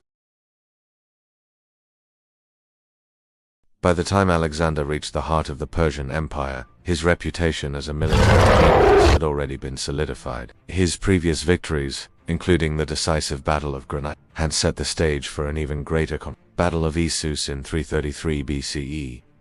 This battle would not only prove his tactical brilliance on an unprecedented scale, but also serve as a pivotal moment in his quest to conquer Persia and establish himself as the preeminent ruler of the ancient world. Despite being outnumbered and facing one of the most powerful armies of the time, Alexander would once again demonstrate his unmatched skill in warfare. The Battle of Issus occurred in a narrow stretch of land between the rugged mountains of Cilicia and the Mediterranean Sea. He was able to capitalize on the natural features of the battlefield to neutralize the Persian advantage in numbers. By concentrating his forces on the narrow part of the battlefield closest to the sea, Alexander ensured that the Persian cavalry, which outnumbered his own, would not be able to freely maneuver or use their full strength. He understood that the key to victory lay in controlling the high ground, securing a position that would allow him to concentrate his forces against Darius's vulnerable center. His presence on the front lines, fighting alongside his soldiers, demonstrated his leadership and inspired his men to greater feats of bravery. The Persian army, stretched thin and caught off guard by Alexander's concentrated attack, began to crumble. The battle, once in doubt, became a rout. Alexander's forces pursued the retreating Persians, capturing a significant number of prisoners, along with valuable Persian treasures. including royal garments, gold, and silver. These spoils would be a crucial part of consolidating his control over the conquered lands, as they symbolized his victory. His arrival in cities like Tyre, Gaza, and Egypt marked the beginning of his long and complicated relationship with the peoples he conquered. He was not simply a conqueror, he was seen as a liberator by some, a man who would restore the former glory of these regions under Macedonian rule. His soldiers, though weary from years of campaign, continued to follow him with unwavering loyalty. His ability to inspire his troops, even in the most dire of circumstances, played a crucial role in maintaining their morale. His victory at Issus showcased his ability to turn a seemingly hopeless situation into one of his greatest triumphs. It would lay the groundwork for his subsequent campaigns and his eventual conquest of the entire Persian Empire. The Battle of Issus was a defining moment in Alexander's rise to power victory that demonstrated his military genius, leadership, and relentless pursuit of his destiny. It was not just the rewards of victory that kept his men by his side. It was their belief in Alexander's vision, his ability to lead from the front, and his commitment to their shared cause, and sent a strong message to those still loyal to the Persian Empire. Darius III had not only lost his army but his dignity and reputation as a leader. His flight from the battlefield was seen as an act of humiliation, and it marked a pivotal moment in the decline of the Persian Empire. The battle proved that strategic brilliance, leadership by example, and unflinching resolve could overcome even the most overwhelming odds. Though Alexander's forces were vastly outnumbered, his superior tactics, bold leadership, and deep understanding of the battlefield led to a resounding victory that would forever change the course of history. Darius's loss at Issus, combined with his subsequent abandonment by his forces, paved the way for Alexander to continue his relentless march eastward toward the heart of Persia. Darius III, realizing that the battle was lost and seeing his forces disintegrating, made the fateful decision to flee the battlefield. In the chaos that followed, Darius abandoned his army, leaving his men to face the wrath of the Macedonian forces. This act of cowardice proved to be a fatal mistake. It not only led to the collapse of the Persian army, but also marked the beginning of Darius's downfall. It was not just Alexander's military acumen, but his ability to lead by example that set him apart from other kings and commanders of the time. He was not a ruler commanding from safety. He was a warrior, leading his men into battle with unyielding courage. It demonstrated not only his lack of strategic foresight, but also his inability to inspire loyalty and confidence in his troops. Darius had proven himself a weak leader, and Alexander's forces, despite being outnumbered, had emerged victorious. This victory was not only a military triumph, it was a political one. It demonstrated that Alexander, though young, was capable of leading his forces to victory against the most powerful empire in the ancient world. This location, with its confined space, would become a critical advantage for Alexander's forces. The battle gave him control over Asia Minor, an essential strategic region for further campaigns. The victory also brought with it a great deal of symbolic weight. Alexander, as a conqueror, was able to claim not just a military victory, but the mantle of legitimacy as the new ruler of the Persian Empire's territories. On the other side, Darius's forces were spread out in an attempt to cover the wide front. Alexander, seeing an opening in the Persian center, ordered his forces to advance in a concentrated attack, aiming directly at the heart of Darius's army. This move forced Darius to divert troops to defend his center, but it also exposed his flanks. Darius, understanding the geographical advantage, had his forces spread across a wide front, hoping to overwhelm Alexander's smaller army. Darius, sensing victory, ordered his troops to press forward, but this was precisely the trap Alexander had set.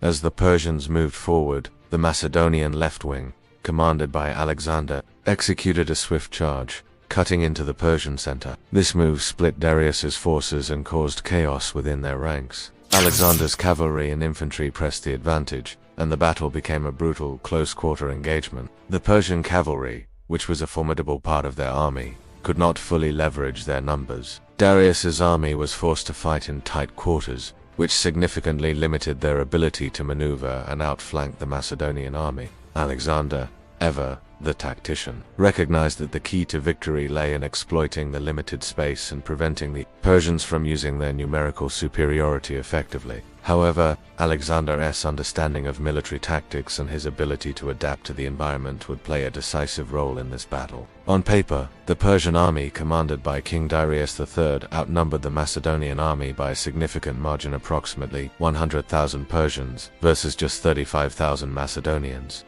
It was a daunting situation, especially for a young king with an army that had already marched through miles of hostile territory. The Persian forces were drawn from across the empire, a melting pot of different ethnicities, including Persian, Median, and Greek mercenaries, all under the command of the Persian king, Darius III. The Persians, confident in their superior numbers and vast resources, believed victory would be assured. The narrow battlefield between the mountains and the sea constrained the movement of the Persian forces. Alexander's brilliance as a military strategist shone through in the lead-up to the Battle of Issos. As the battle began, Alexander deployed his infantry in a deep line at the center of the field, supported by his cavalry on the flanks. At this moment, Alexander executed one of his most brilliant maneuvers. He ordered a feigned retreat by his right-wing cavalry, drawing the Persian forces into an advantageous position. Alexander did not simply command from a distance during this critical phase, he personally led the charge. As the battle wore on, the tide began to turn decisively in favor of the Macedonians. The flight of Darius created a vacuum of leadership, and the Persian soldiers, demoralized and leaderless, were scattered and crushed by the Macedonian forces. The consequences of Darius's flight were profound. The immediate aftermath of the Battle of Issos was a series of political shifts that solidified Alexander's position as the dominant power in the eastern Mediterranean. After the battle, Alexander was hailed by the people of the cities he liberated, many of whom had long been under Persian rule. The capture of Darius's family members and treasures had enormous symbolic value. The Battle of Issos was also a moment when Alexander's leadership qualities shone bright. The victory at Issos was a key turning point in Alexander's campaign against Persia, and it marked a significant moment in history. In the aftermath of the battle, Alexander not only gained control over vital territories, but solidified his position as the greatest military tactician of his age. With the decisive victory at Issos in 333 BC, Alexander the Great had decisively shattered the Persian army and gained control over much of Asia Minor. His momentum was unstoppable, and many believed that the Persian Empire's heartland would soon be under his control. Yet, even as he marched toward greater power, Alexander encountered an obstacle that would test his military genius and his resolve to a degree that few others ever would. That obstacle was the ancient city of Tyre, a powerful Phoenician city-state located on an island off the coast of modern-day Lebanon, but also one that stood as the last major obstacle to his domination of the eastern Mediterranean. Rather than attempting to assault the city from the sea, where the Tyrians held the advantage, Alexander decided to bring the fight to the city by building a causeway, a massive, purpose-built land bridge stretching from the mainland to the island. This engineering feat was an unprecedented solution to the problem posed by Tyre's natural defenses.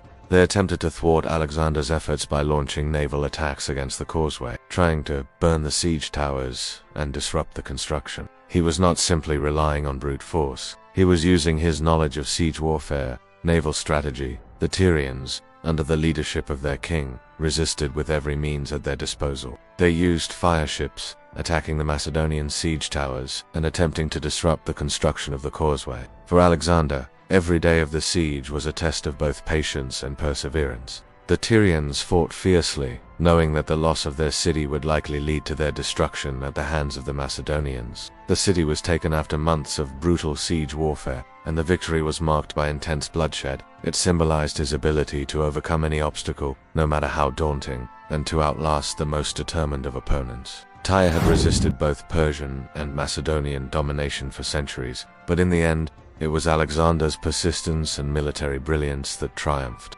The 7-month siege was one of the most difficult and intense of his career, but it also demonstrated his ability to adapt, to innovate, and to outlast his enemy. His engineering genius in constructing the causeway, his leadership in maintaining the morale of his soldiers, and his unwavering resolve in the face of a determined enemy all contributed to his eventual victory. The capture of Tyre marked a turning point in his conquest of the eastern Mediterranean. His unyielding determination to capture Tyre and his ability to turn the odds in his favor became a defining characteristic of his legacy. Alexander's persistence, in the face of formidable resistance, marked him as one of history's greatest military leaders, someone who could not be deterred by the challenges in front of him. The fall of Tyre demonstrated the true extent of his power and ambition, as well as the depths of his willingness to do whatever it took to secure his place in history, and sent a message to other city-states and empires. Resistance to Alexander's rule would not be tolerated. Thousands of Tyrian defenders were killed, and many others were sold into slavery. While his soldiers and commanders hailed him as a conqueror, the sheer scale of the destruction was hard to ignore. Thousands of civilians, including women and children, perished in the siege, and the city was left in ruins. In the aftermath of the fall of Tyre, Alexander's forces took control of the city, but its symbolic significance as a fortified stronghold had been shattered, leaving the eastern Mediterranean open to Macedonian influence. The city's wealth was looted, and its buildings were destroyed as part of Alexander's strategy to prevent any future resistance from the city, and engineering to turn the very geography of Tyre into an advantage for his forces. The Macedonian army built siege engines, including battering rams and catapults, to breach the city's formidable walls. Alexander's men also worked day and night to complete the causeway, inching closer to the city walls. The constant pressure and the unyielding drive of Alexander's forces eventually took their toll. With each passing day,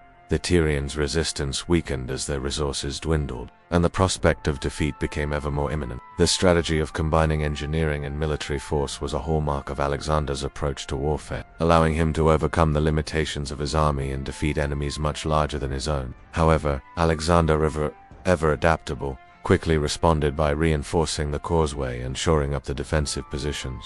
He also deployed his navy to protect the causeway from any further disruptions. The Tyrians' hopes of stopping the siege by flooding their own city were dashed by Alexander's swift response and tactical flexibility. Despite the Tyrian fleet's attempts to block the Macedonian progress, Alexander's forces held firm, using their own naval forces to protect the causeway. On July 17, 332 BCE, Alexander's forces breached the Tyrian defenses, and the city fell to the Macedonian army. The Tyrians, exhausted and demoralized, could offer no more resistance. The walls that had seemed so impregnable had been shattered by Alexander's persistence and ingenuity. The siege was becoming an intense war of attrition, with the Tyrians fighting to maintain their independence and the Macedonians pushing forward with relentless determination. The building of the causeway took several months, and during this time, both sides suffered significant losses, but neither could afford to relent. He knew that Tyre's fall was necessary if he was to fully control the region and solidify his conquest of Persia. They built a series of towers on the causeway to protect their engineers and siege machines as they approached the city. This remarkable feat of military engineering was both a symbol of Alexander's ingenuity and a testament to his relentless determination to conquer. The causeway was not only a practical solution but also a message to Tyre.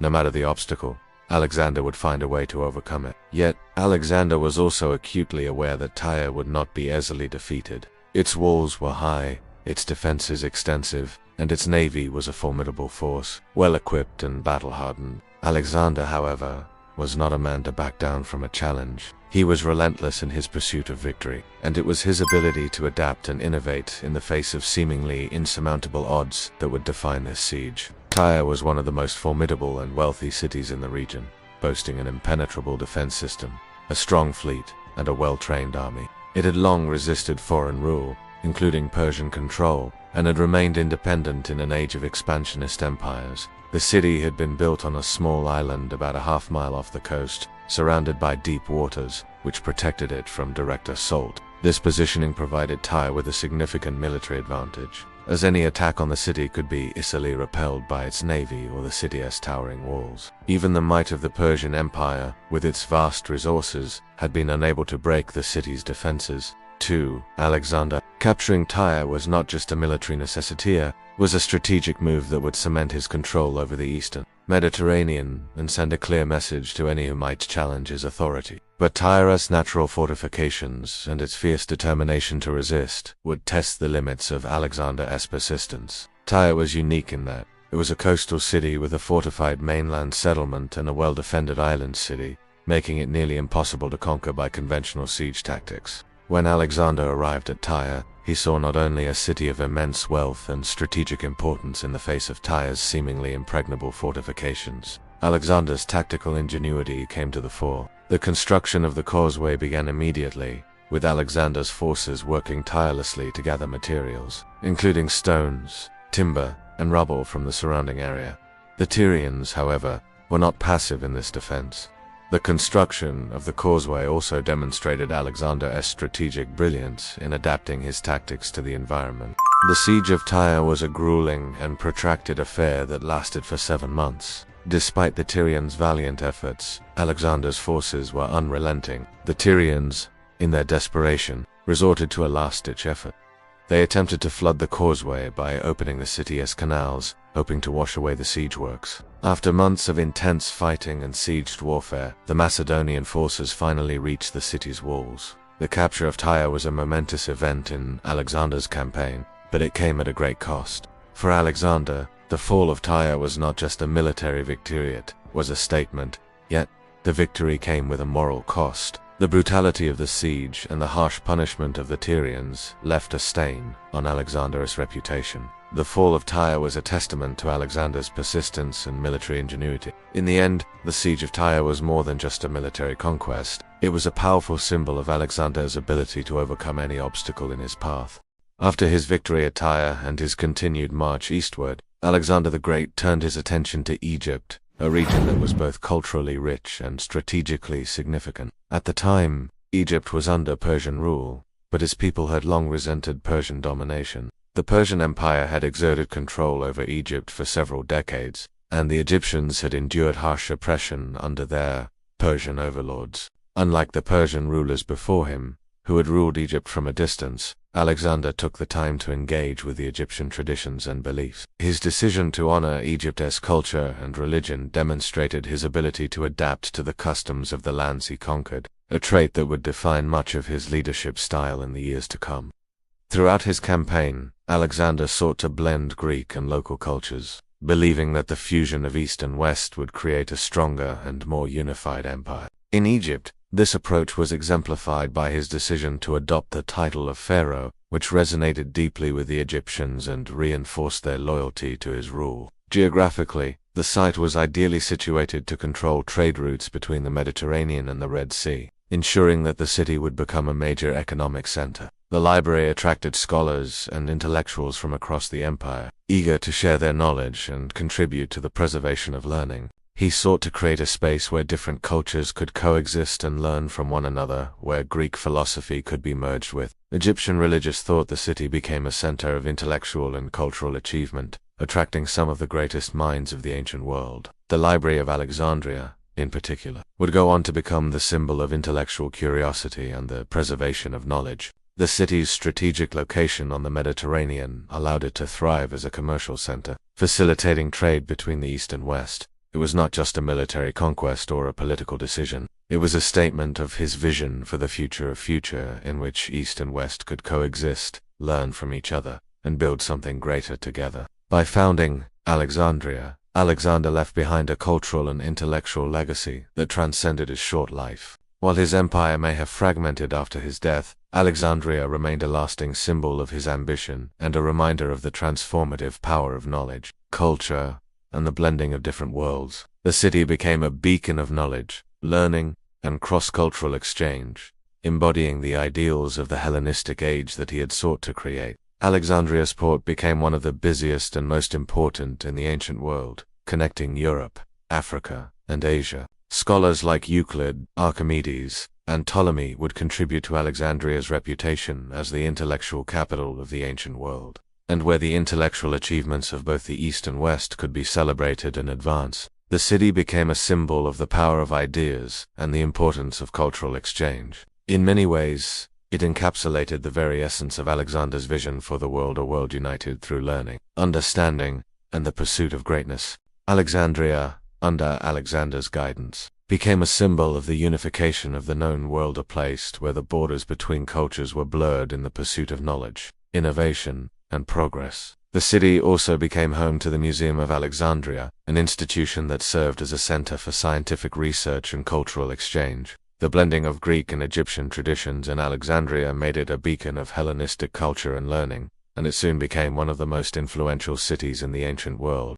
The city became a hub for art, literature, and architecture, blending Greek and Egyptian styles in ways that reflected the new cultural synthesis that Alexander had sought to achieve. Alexandria was not just a political center, it was a vibrant cultural hub that celebrated the fusion of Greek and Egyptian identities. But Alexander's vision for Alexandria went beyond its commercial potential. He envisioned it as a melting pot of Greek and Egyptian cultures, a place where scholars, artists, philosophers, and scientists from across the known world could come together and exchange ideas. Unlike many conquerors who sought to erase the identity of the lands they controlled, Alexander took a more inclusive approach, embracing the cultures of his subjects and making them an integral part of his empire.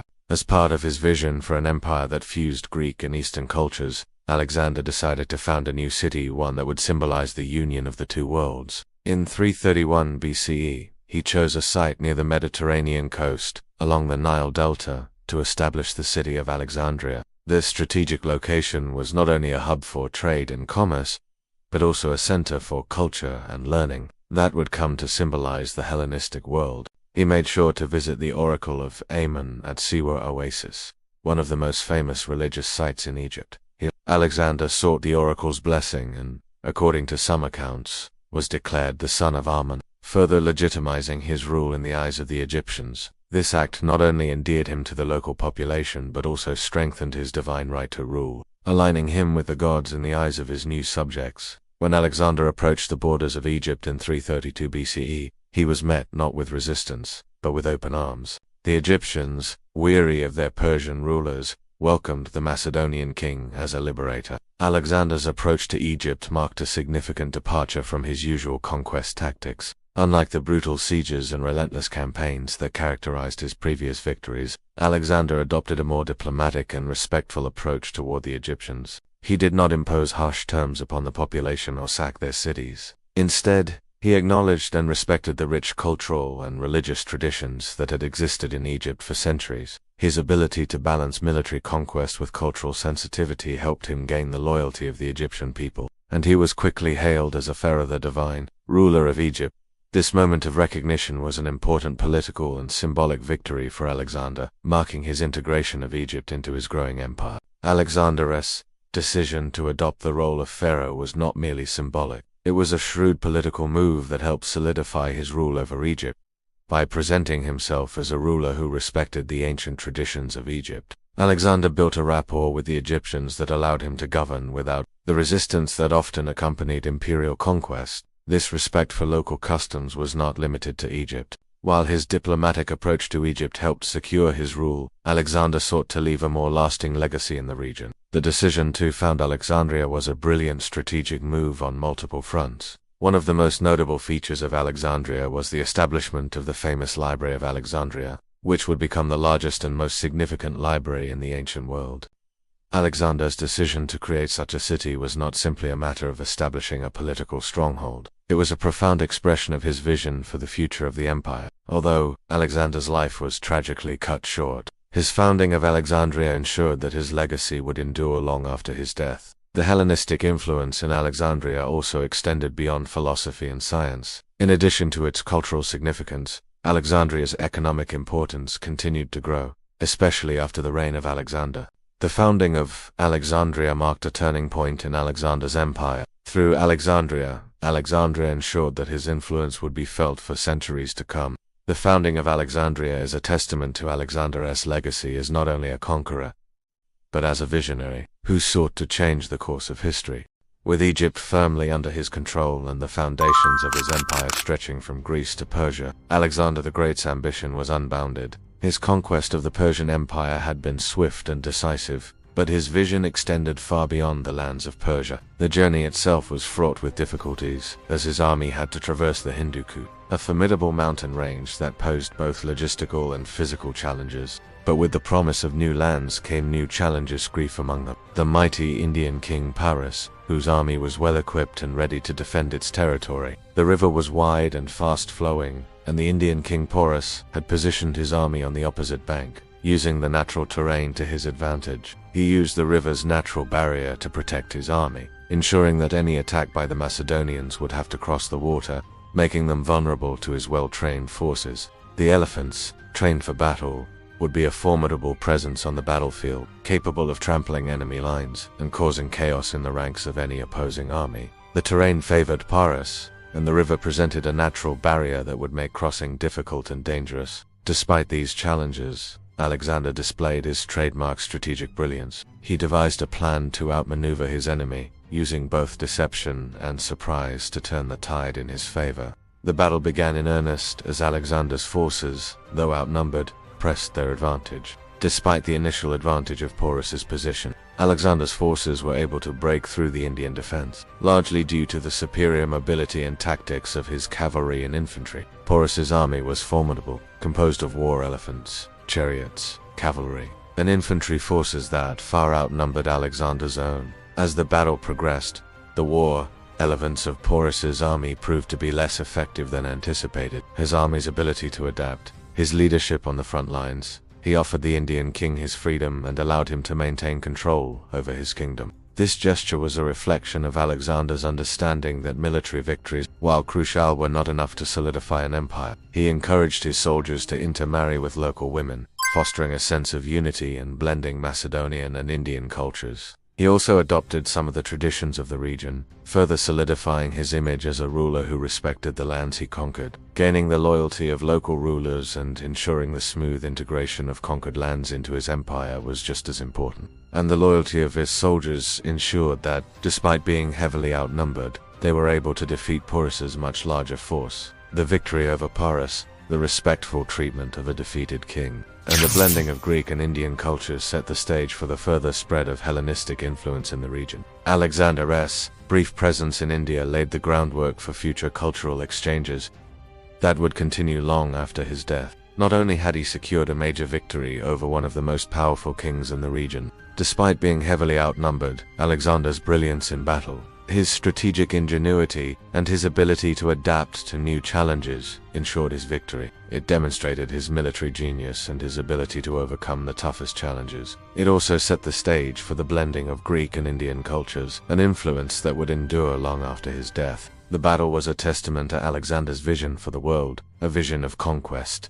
diplomacy, and the integration of diverse peoples under one rule. His treatment of Porus following the battle further cemented his legacy as not only a conqueror, but a ruler who understood the importance of diplomacy and integration. But he had also demonstrated his ability to adapt to new challenges and overcome seemingly insurmountable obstacles. His victory in India opened up the possibility of further conquests and the extension of Macedonian influence into the subcontinent. By respecting the defeated king and restoring him to power, Alexander sought to avoid unnecessary bloodshed and secure the loyalty of the local population. This strategy of blending military conquest with diplomatic tact would become a hallmark of Alexander's rule, allowing him to govern vast and diverse territories with relatively little resistance. The Macedonians, having never fought against war elephants before, adapted quickly. Alexander's cavalry, led by his trusted generals, expertly outflanked the elephants, rendering them less of a threat. The elephants were not only vulnerable to the fast-moving Macedonian forces, but were also disoriented by the attacks, further breaking the cohesion of Porus's lines. This move was calculated to draw Porus's forces into the open, hoping that the Indian king would make the mistake of pursuing the retreating Macedonians. Despite his victory over Porus, his army, which had been campaigning for years without respite, began to show signs of fatigue. The men, exhausted by the long march through difficult terrain, the ongoing battles, and the uncertainty of what lay ahead, became increasingly restless. When Alexander proposed pushing further into the Indian subcontinent, his men mutinied at the banks of the Beas River, refusing to march further east. This marked the end of Alexander's ambitions for further expansion in India. While Porus's army was distracted by the apparent retreat, Alexander secretly led a portion of his forces to a crossing point several miles upstream, where the river was narrower and more easily crossed. The Indian king, though defeated, fought valiantly and did not flee the battlefield. After the battle, Alexander summoned Paris to meet him. The Indian king, wounded and defeated, approached Alexander's camp with his head held high, despite the crushing loss. His leadership in the face of defeat earned Alexander's respect. The battle concluded with a total rout of Porus's army, but rather than killing the defeated king, Alexander took a different approach. Under cover of darkness, the Macedonian army crossed the Hydaspes River, catching Porus by surprise. By the time Paris realized what had happened, Alexander's forces were already on the far bank, positioning themselves for battle. Paris, believing he had the advantage, began to move his army downriver in pursuit. He understood the dangers posed by the Indian forces, but he also recognized that this battle was critical to his continued expansion.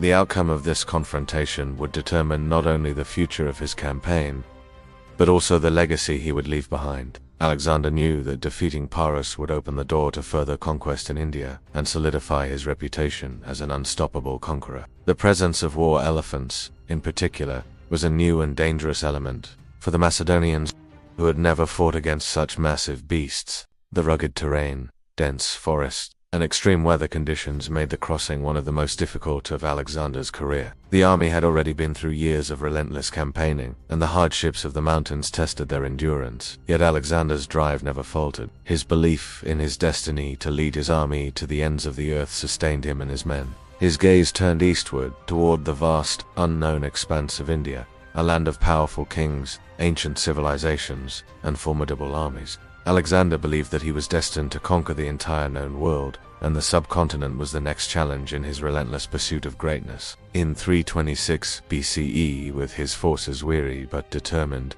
Alexander began the arduous journey to India. Despite the obstacles, Alexander's forces pressed on, finally emerging from the mountains into the fertile lands of the northwest Indian subcontinent. As Alexander's army approached the Hydaspes River in 326 BCE, they found themselves facing one of the greatest military challenges of their campaign. King Porus, a skilled military leader, had positioned his forces across the river in a strategic defensive position. Alexander, however, was not a leader who would back down from a challenge. On the day of the battle, Alexander's army was at a significant disadvantage. Recognizing the difficulty of a direct assault across the river, Alexander began by feigning a retreat, pulling his forces back as if he intended to abandon the battlefield. At this moment, Alexander executed his daring and audacious plan.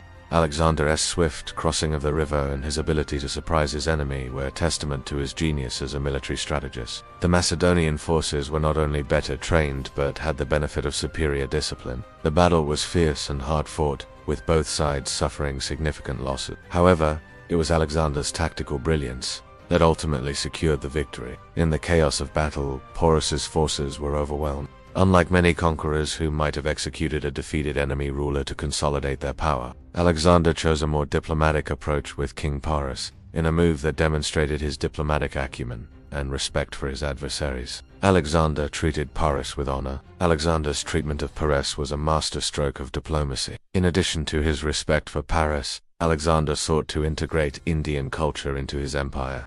The aftermath: the expansion of Macedonian influence in India. The victory at the Battle of the Hydaspes marked a critical turning point in Alexander's campaign in India. However, the battle also marked the beginning of a shift in Alexander's campaign. Though his campaign in India would ultimately end there, the Battle of the Hydaspes and its aftermath left a lasting legacy. The Battle of the Hydaspes was one of the most difficult and fiercely contested engagements of Alexander's career. Though Alexander's campaign in India ended with the mutiny at the Beas River, the Battle of the Hydaspes marked a significant moment in his career.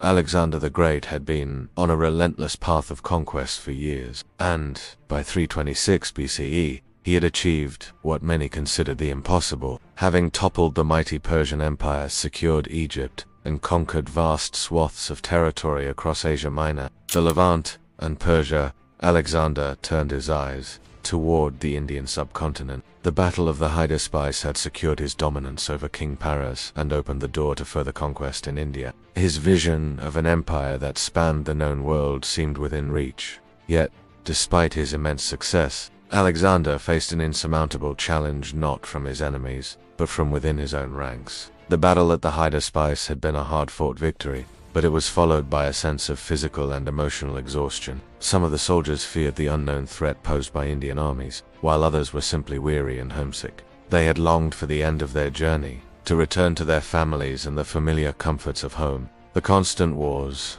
the brutal sieges, the relentless demands of their commander had drained them emotionally, and the limitations of even the greatest conqueror as well. He was a king, a military genius, and a vizier, but he was also a human being who understood the limits of his men's essence. His inability to convince them to march further into India was a humbling moment for Alexander, marking the first time his army had refused to obey his command. This rebellion, in many ways, was the culmination of their exhaustion, not a challenge to Alexander's authority, but a desperate cry for respite. Though Alexander had defeated formidable kings and secured vast territories, the withdrawal from India marked a rare instance where the limits of his military and leadership abilities were evident. Despite his incredible success in battle, despite his unmatched ability to lead his army through the most difficult of circumstances, Alexander was unable to overcome the exhaustion and weariness of his men. The defeat at the Beas River was not a loss in battle, but a loss of momentum, a sobering reminder that even the greatest conqueror in history had his limits. This moment of failure, if one can call it, that was a reminder that even the greatest conquerors cannot overcome the toll of war and the desires of their men. It merely highlighted the toll that unrelenting conquest can take on an army and a leader. Alexander's decision to turn back from India, though painful, allowed him to focus on consolidating and governing the vast empire he had already created. His achievements in the West and East were unmatched, and his influence would continue to shape the course of history long after his death. The decision to withdraw from India was not an easy one. It demonstrated that even the most brilliant and determined leaders must sometimes accept the limits of their ambition. Alexander's decision to withdraw at the Beas River was a moment of humility, showing that even the greatest of men must face the challenges of fatigue, human nature, and the harsh realities of conquest. While his conquests had been extraordinary, this retreat was a reminder of the human cost of war. Alexander, while burdened by the decision to turn back, began to focus on consolidating the vast empire he had already built. He had expanded his reach farther than any ruler before him, but the retreat signaled that there were limits to his conquests. Alexander's military achievements, though impressive, were also built on the backs of soldiers who had endured unimaginable hardships. The retreat was not just a withdrawal from enemy forces, but also a retreat from the relentless pace that Alexander had set for himself and his army. It marked a significant turning point in his campaign, as it represented the limits of his empire's expansion. Alexander's dream of conquering the entire world seemed within reach, but the physical and psychological toll on his army forced him to reconsider the impossible journey into the heart of India. The sight of the vast Indian subcontinent, filled with powerful kingdoms and unknown dangers, seemed daunting. He tried to inspire them with the prospect of even greater glory, reminding them of the rewards they had already achieved and the riches and lands that awaited them. His force, once the epitome of military discipline and loyalty, had reached its breaking point. The situation at the Beas River forced Alexander to confront a painful reality. His army, though incredibly loyal and capable, was no longer willing to continue the fight. Alexander, whose legendary resolve had carried him through countless battles, found himself in a position where, despite all his military genius, he could not overcome the exhaustion and fear of his men. He spoke of the glory of marching through India and extending his empire to the farthest reaches of the earth. But despite his passionate speeches, the men were resolute. Their loyalty to Alexander, while still strong, was tested by their fatigue and longing to return to familiar lands. Though Alexander's soldiers had conquered kingdoms across Persia, Egypt, and Asia Minor, the prospect of moving deeper into India seemed overwhelming. Many of the men, particularly the Macedonian veterans who had fought with Alexander since the beginning, were not prepared to continue pushing into such unknown territory. They had crossed many borders, fought many battles, and now they faced the unknown. After years of continuous campaigning, Alexander's army was exhausted. They had fought in countless battles, besieged cities, crossed vast deserts, scaled mountains, and braved the unknown. The men who had once followed him with unwavering loyalty were now beginning to show signs of physical and emotional fatigue. The endless wars had taken their toll. The soldiers, once enthusiastic about expanding their horizons, were now longing for the comforts of home and the end of their grueling journey. As Alexander approached the Beas River, the final natural barrier that would allow him to push deeper into the Indian subcontinent, his men faced a choice: to continue into an unknown and unfamiliar land, or to turn back toward the familiar, toward Macedonia and the homes they had left behind. What began as a simple march of conquest evolved into an existential question for Alexander's army: was the pursuit of glory worth exhaustion and uncertainty they now faced? In a dramatic and unexpected turn, for the first time in his career, Alexander the Great found himself unable to sway the loyalty of his men. The signs of dissent had been building for months, but they came to a head at the Bees River. The soldiers had endured years of relentless campaigning, many of them far from home and separated from their families for long periods. The conquest of Persia had felt like the culmination of Alexander's mission, and while the subsequent battles were victories, they were also costly in terms of both human lives and morale. The men had marched through difficult terrain, from the mountains of the Hindu Kush to the sweltering plains of India. The mutiny at the Bees River was not just a refusal to fight, it was a refusal to march into further uncertainty. In response, Alexander attempted to persuade his army to continue. For the first time in his remarkable career, Alexander faced an obstacle he could not overcome: the will of his army. The mutiny was not without its consequences. The soldiers who had mutinied were not punished severely. Instead, Alexander was forced to accept the reality of their weariness. Reluctantly, Alexander ordered his army to turn back, retracing their steps toward Babylon. The retreat from the Bees River marked the end of Alexander's military campaign in India, but it also signaled the beginning of a different phase in his leadership. The return journey to Babylon was long and difficult. The men, though disappointed, understood that Alexander's decision had been made out of necessity, not weakness. As they marched back west, the men and their king faced not just physical hardship, but a sense of lost opportunity. The mutiny at the Bees River was one of the most significant moments in Alexander the Great's career. This retreat, though often seen as a point of failure, ultimately did not diminish Alexander's legacy. In the end, Alexander's retreat from India was not a sign of defeat but a reflection of the complexities of empire. Alexander the Great's life and career are a study in paradox. His military genius, unmatched by any of his contemporaries, led to the creation of one of the most impressive empires in history, stretching from Greece to India. Beginning with the conquest of Persia, one of the most formidable empires of the time, Alexander moved swiftly across the known world, defeating powerful kings and securing vast territories. From Egypt in the west to India in the east, his empire spanned 3 continents, and each victory seemed to fuel his boundless ambition.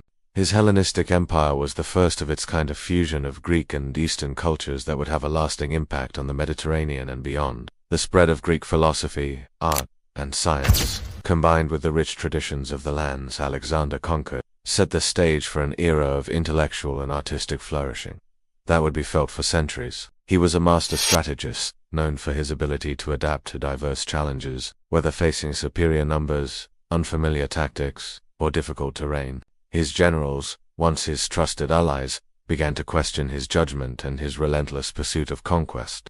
His relentless drive to expand and conquer left him little time for peace or reflection. His military victories are legendary, but they came at a tremendous personal cost. His empire, though vast, was fragile. Upon his death, the empire fragmented almost immediately, as his generals known as the Diadotta fought among themselves for control. The empire Alexander had worked so tirelessly to build, with its intricate web of political alliances and territorial divisions, quickly unraveled. His relentless pursuit of greatness reshaped the ancient world and left a legacy that would endure through the ages. Even the greatest conqueror in history was subject to the human limitations of exhaustion, personal isolation, and the price of ambition. His legacy is one of brilliance, but also of the profound human cost that comes with a relentless pursuit of glory.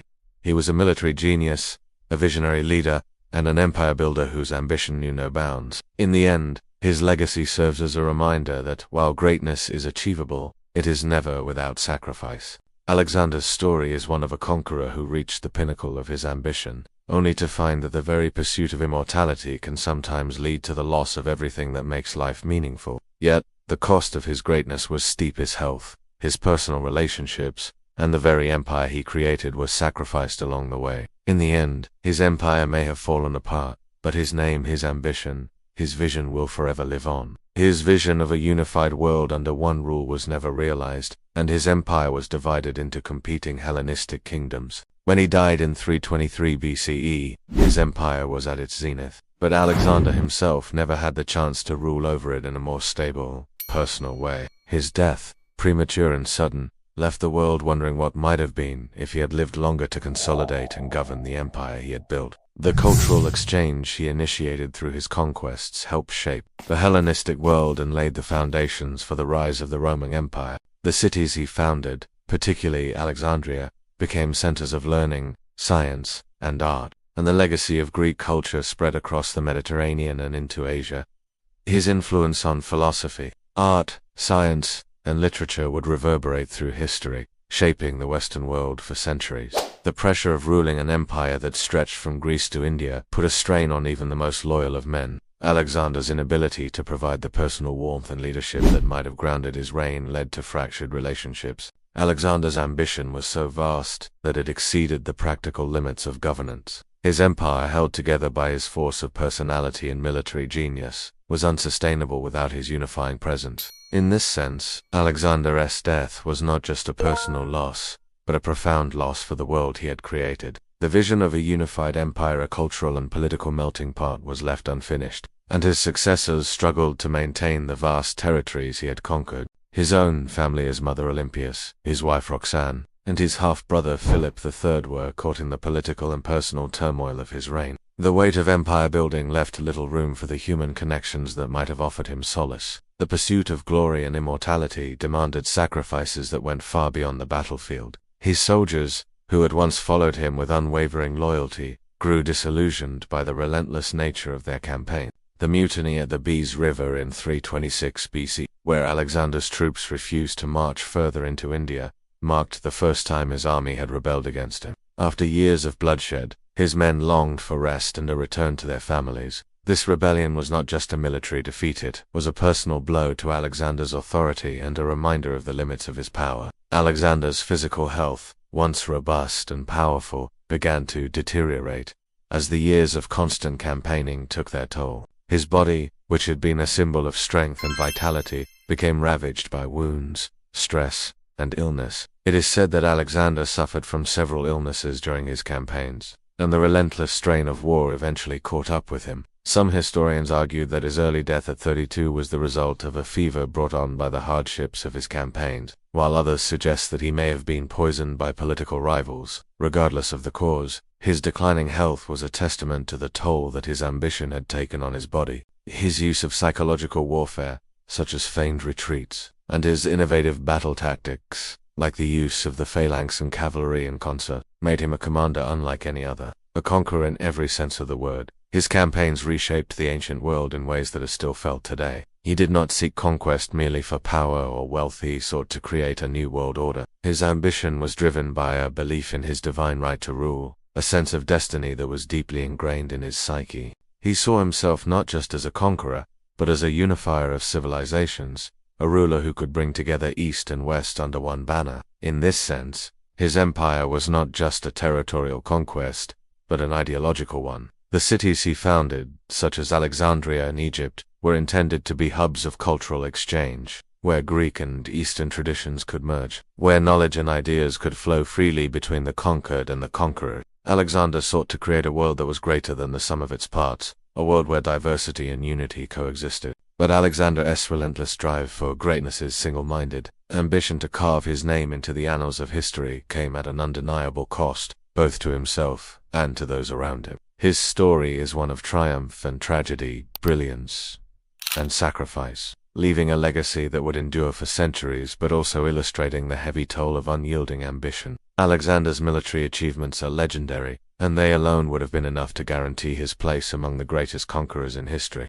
Yet, what was truly remarkable about Alexander was not just his military prowess, but his vision. As a result of his military brilliance and his vision, Alexander's empire became a melting pot of cultures, ideas, and languages. But greatness, as Alexander's life would show, comes with a price. Alexander's personal relationships also suffered as a result of his single-minded pursuit of greatness. In addition to his soldiers, Alexander's relationships with his generals and companions also became strained. Perhaps the most poignant personal cost was Alexander's inability to enjoy the empire he had created. Alexander's legacy, like his life, is marked by both triumph and tragedy. The collapse of his empire could be seen as a tragic consequence of his death, but it also underscored the challenges inherent in the pursuit of greatness. Yet, despite the fragmentation of his empire, Alexander's influence lived on. Ultimately, the story of Alexander the Great serves as both an inspiration and a cautionary tale.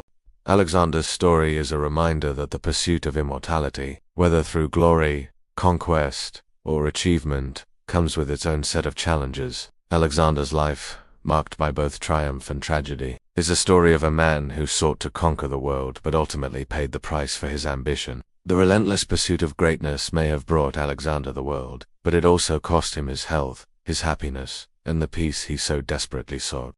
In this world, you are not just a participant in Athens' public and intellectual life, you are a key figure within it. As a member of the Athenian elite, your wealth and position grant you privileges that are inaccessible to the vast majority of Athenians. But these privileges come with duties and responsibilities. You are expected to contribute to the city's well-being in tangible ways, from participating in the assembly and other political processes to funding public events. Your daily life is dictated by a series of obligations, both public and private. As a member of the elite, you likely held important political positions, such as that of an archon, or perhaps a general in the Athenian military.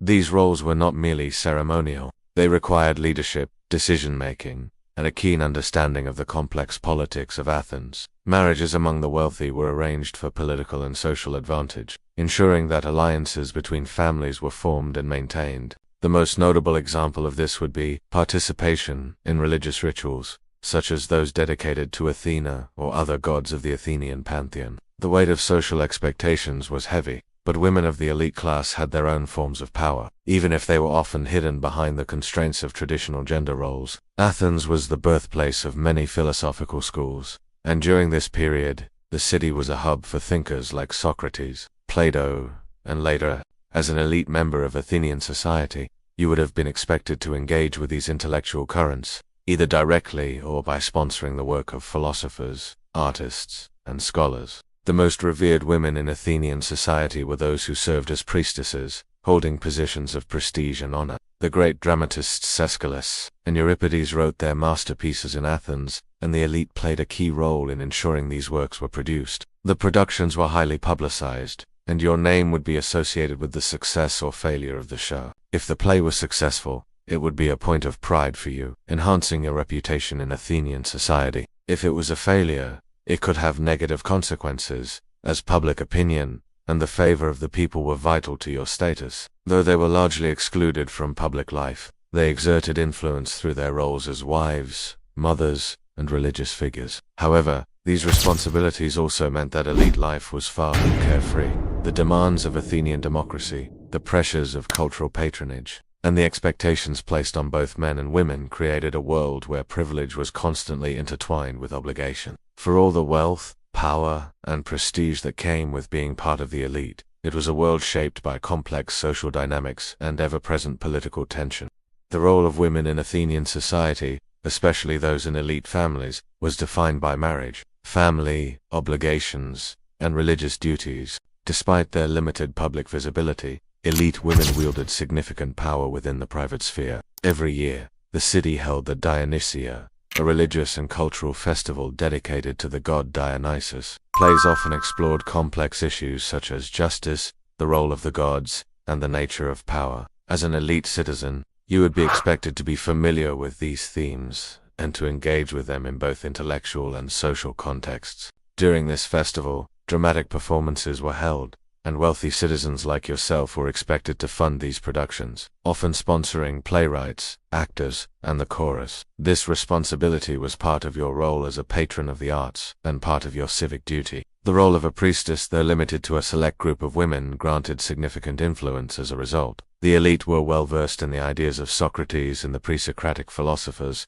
and their influence permeated all aspects of Athenian life. Philosophical ideas often had a direct impact on Athenian politics and daily life. It was a world filled with intellectual pursuit, political power, and cultural patronage, but also one fraught with obligations, expectations, and contradictions. While elite men enjoyed considerable wealth and influence, they were also bound by the demands of Athenian democracy and social hierarchy. They were expected to participate in the political process, contribute to public life, and sponsor cultural events, all while navigating the intricate web of relationships that defined the Athenian elite. For example, the ideas of democracy, ethics, and political theory that emerged from Athenian philosophers influenced not just the ruling elite, but the entire structure of Athenian society. These intellectual pursuits were integral to your status as an elite, for your ability to engage in such discourse elevated your position within the city. In the Athenian agora or at the symposiums, you would engage in intellectual debates, discussing topics ranging from the nature of justice to the role of the gods in human affairs. These discussions were not just an expression of personal beliefs, but a way of asserting one's intellectual status, as these women were considered to have a special relationship with the gods, and often held sway over matters of public and private piety. As a member of the elite class, you were expected to bear children, especially male heirs who would carry on the family name and legacy. You would be responsible for managing the household slaves and ensuring that the family's property was properly maintained. Even in times of peace, you were expected to be involved in the governance of the city, guiding its future and ensuring that Athens retained its position as the cultural and intellectual leader of the Greek world. In Athens, citizenship was not only a right but a responsibility. Women in ancient Athens, particularly those of the elite class, were expected to remain largely in the private sphere, managing the household and upholding the family's reputation. Their lives were heavily constrained by the norms of Athenian society, and though they were not powerless, they wielded influence in more subtle, domestic ways. The Athenian democracy was a direct participation system, meaning that, as an elite male citizen, you were expected to contribute to decision-making processes in the assembly, participate in jury service, and take on other civic duties. The elite were often expected to fund public services or sponsor the state's military needs. If the city was at war, your ships and wealth might be used to support the naval fleet. If the city was hosting a grand festival, you could be called upon to sponsor a dramatic performance or contribute to the city's religious ceremonies. From sponsoring dramatic festivals to financing the building of ships for the state's military needs, your status is not just an individual achievement, but a reflection of your family's legacy and your obligations to both the city and its people. Athenian society, especially during the golden age of the 5th century BCE, was stratified into various social classes, with the elite occupying the highest tier. At the top were the wealthy citizens, who held the most political and social power. These men were the landowners, the influential figures in politics, and those who funded artistic and religious activities that defined Athens. Wealth in Athens was often tied to land ownership and maritime trade, with the elite controlling the city's primary sources of income. This wealth was the foundation of your position, and it afforded you the luxury of time, education, and influence. But the life of the elite was far from leisurely. Despite their comforts, these men were constantly engaged in the political and cultural life of Athens. Your influence in political matters went beyond mere participation. While the lives of elite men in Athens were defined by their political involvement, their status also drew sharp distinctions between them and the women of the upper classes. For an elite woman in Athens, your role was often focused on marriage and motherhood. Despite these restrictive roles, women in elite families could still exert some influence, especially in religious contexts. For an elite woman, while public life was largely out of reach, your power lay in the domestic sphere, where you controlled the household and its resources, and through your ability to influence religious practices. In the intellectual heart of Athens, the elite were expected to be more than just politicians and warriors. They were also patrons of the arts, philosophy, and scientific inquiry. Education was paramount for the elite. Young men from wealthy families were often sent to the best schools, where they would receive an education in rhetoric, philosophy, and literature. The influence of philosophy on the Athenian elite was not confined to the abstract. Athens was also the cultural epicenter of the Greek world, and as an elite citizen, you were expected to contribute to this flourishing. To sponsor a production was not just a matter of wealth, it was a reflection of your commitment to the cultural life of Athens. The theatrical productions during the Dionysia were not only a source of entertainment, but also a reflection of Athenian values and concerns. Life among the Athenian elite was both privileged and complex. For elite women, the challenges were different but no less demanding. The intellectual, political, and cultural responsibilities of the elite ensured that Athens remained the intellectual and cultural hub of the ancient Greek world. Athenian society was a complex and layered structure, with distinct social and economic divisions that determined one's responsibilities and the role they played in both public and private life. At the top of the hierarchy stood the wealthy, elite citizens, those who controlled the city's wealth, its military, and its cultural endeavors. Land ownership was one of the key sources of wealth, and the elite often had estates outside the city in addition to their urban holdings. Athens' military success relied on its powerful navy, and the elite were often expected to fund the production of warships or provide for the training of naval personnel. The wealthy citizens participated in this way through an obligation to provide for a warship's maintenance during times of war. You might hold public office in one of Athens' many political bodies, such as the Areopagus or the Bouleutai, where the real work of governance took place. The wealthier citizens of Athens were expected to take on more than just leadership roles. They were expected to provide the resources that would sustain Athens' political, military, and cultural life. This involved both patronizing the arts and contributing to the civic life of the city through acts of public generosity and patronage. The annual Dionysia, a religious festival dedicated to the god Dionysus, was the high point of the Athenian cultural calendar. If the production was successful, your name would be associated with that success, boosting your reputation as a civic-minded leader and benefactor of the arts. As an elite Athenian, you would also be expected to support other cultural and artistic endeavors, such as sculpture, painting, and philosophy. The wealthier members of society often commissioned statues or public monuments, contributing to the city's grandeur and helping to cement their place in Athenian society. For example, you might contribute to the building of the long walls that connected Athens to its port Piraeus, ensuring that the city remained strategically secure. Many elite citizens served as magistrates, overseeing the legal proceedings that governed Athenian life. The wealth, power, and influence that came with your status were matched by the expectations placed upon you by society. You were expected to contribute to the welfare of the city, both through public service and cultural patronage. The elite were the driving force behind Athens' political, cultural, and intellectual greatness, but they were also bound by a web of duties that ensured the city's continued flourishing. As an elite citizen, you were not only the beneficiary of Athens' wealth and power, but also its steward, responsible for ensuring the stability, success, and cultural vibrancy of the city. You were not simply a wealthy citizen living in isolation. Your wealth and influence were meant to serve the greater good of the community. These magistrates were responsible for making sure that the laws of Athens were followed and that the city remained just and orderly. You had access to the finest education, the most influential political offices, and the best cultural experiences. Your family's legacy was built on your success, and your position in Athenian society gave you access to both power and luxury. The balance between enjoying the comforts of wealth and fulfilling the civic duties of leadership created a complex social dynamic. For the elite, the pursuit of status and influence was intertwined with their contributions to the city-starter relationship that underscored the idea that, in Athens, greatness was not just about individual achievement, but about one's role in the greater civic fabric. Thus, the life of an elite Athenian was not one of mere indulgence, but a carefully crafted balance between privilege, duty, and the desire to leave a lasting mark on history. This was a world where ideas were discussed in grand where debates on justice, ethics, and philosophy were a routine part of daily life. And, most importantly, it was a world where you could shape the future of your city-state, contributing to Athens' continued prominence in the Greek world. Military service was another significant aspect of civic duty for the elite. Although Athens relied on a powerful navy, it was the responsibility of wealthy citizens to fund the building of warships and maintain the fleet. In times of war, the elite were expected to serve as generals or leaders of their fellow citizens,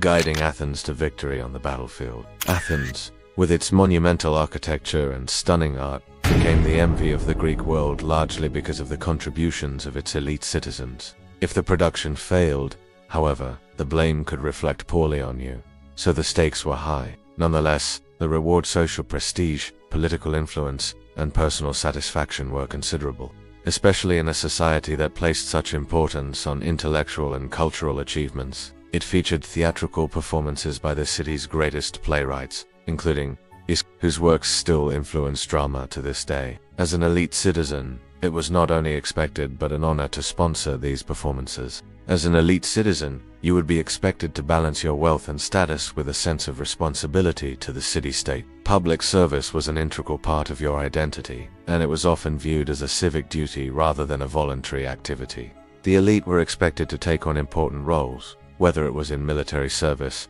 public office, or funding civic projects. This responsibility, known as choregia, required you to fund the production of plays, including the costs of hiring the chorus, paying for costumes, and ensuring the actors were properly trained. While these acts of patronage demonstrated wealth, they were also a way of securing your status in society. In Athens, culture was not only a reflection of the city's identity, but also a way for the elite to reinforce their position at the top of the social ladder. As a result, political influence and wealth were often intertwined, with political office being a stepping stone toward greater social prominence. These positions gave you not only political power but also prestige, allowing you to influence laws, make important decisions about foreign policy, and even oversee the administration of the state's finances. Holding such office was seen as both an honor and a civic duty, and it was often the culmination of years of political involvement.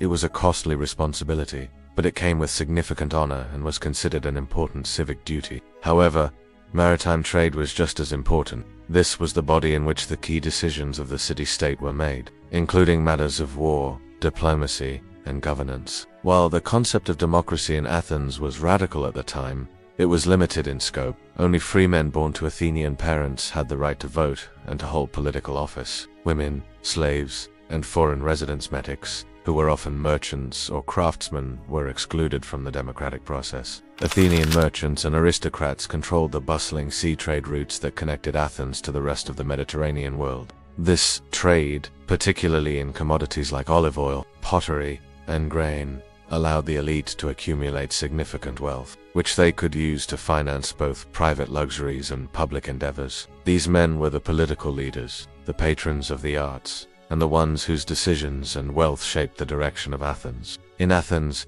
wealth was not only a means of comfort, but also an indicator of one's power. The elite were also deeply involved in state-sponsored ventures. As an elite Athenian, one of your greatest privileges would be the right to participate in the political life of Athens, particularly in the ecclesia, the assembly of all free male citizens. As a wealthy citizen, your political participation would likely go beyond mere voting. While the assembly gave all eligible citizens a voice in the public decisions of the city, the political life of Athens was also deeply connected to the aristocratic and elite class. Athens was renowned for its intellectual and cultural achievements, and as an elite citizen, you were expected to be a key player in the cultural life of the city. One of the most significant ways the elite contributed to Athenian culture was through their involvement in the dramatic arts. In addition to its cultural importance, choregia was a way for you to secure your place among the political and social elite of Athens. This patronage of the arts was not limited to theater. While wealth and political power were vital aspects of the elite's position, Athens also placed a high value on civic duty. In addition to sponsoring cultural events, you might also be responsible for funding public works, such as the construction of temples, roads, and defensive walls. Even beyond the battlefield, the elite were often involved in the administration of the city's legal and political systems. Being a member of the Athenian elite was a position of immense privilege, but it also carried with it significant responsibilities. At the same time, being part of the elite class came with immense privileges. Life among the Athenian elite was marked by both privilege and responsibility. While the privileges of the elite were undeniable, the responsibilities they carried were equally significant. In ancient Athens, the distinction between the elite and the common people was sharp and clear. One of the most striking features of Athenian society was the marked divide between the roles of men and women, particularly within the elite class. While you held significant political and social power, your life was shaped by obligations and expectations that reflected your family's wealth, power, and prominence in Athenian society. Athenian women, regardless of their social standing, were largely confined to the private sphere. Their education was typically limited compared to that of their male counterparts, but on the need to maintain social status, form political alliances, and ensure the continuation of the family's legacy. For an elite woman, marriage was an arrangement orchestrated by her father or guardian, often to a man of similar or higher social standing. While women could not participate in the political processes of Athens, they could hold positions of religious significance. One of the most significant differences between elite men and the lower classes was your access to political power.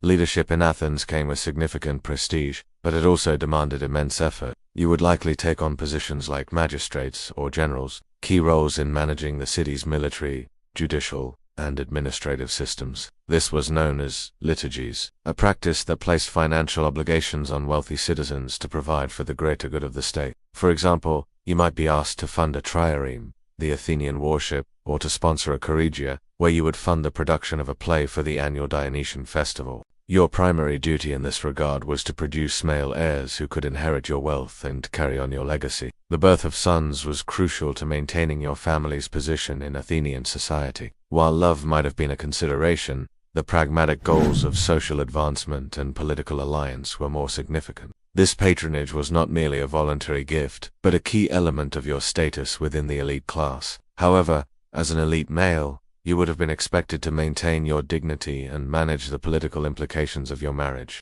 Wealth, political power, and cultural influence were all integral parts of the elite's position in Athenian society, yet these privileges came with significant duties. They were confined to the private sphere, their status defined by their relationships to men, whether as daughters, wives, or mothers. While their public influence was limited, elite women still held considerable sway in family and religious matters. From funding public works and military service to ensuring the continuation of family legacy through marriage, the life of the elite was deeply intertwined with the well-being of the state. The families involved would negotiate terms that ensured the future prosperity of both sides, and any marital disputes or failures would reflect poorly on you. The wife, though held in high regard for managing the home and producing heirs, did not share the same level of autonomy in these matters. While their lives were marked by luxury and power, they were also defined by an inescapable set of obligations to their city and families, obligations that would shape their actions and legacy for generations to come.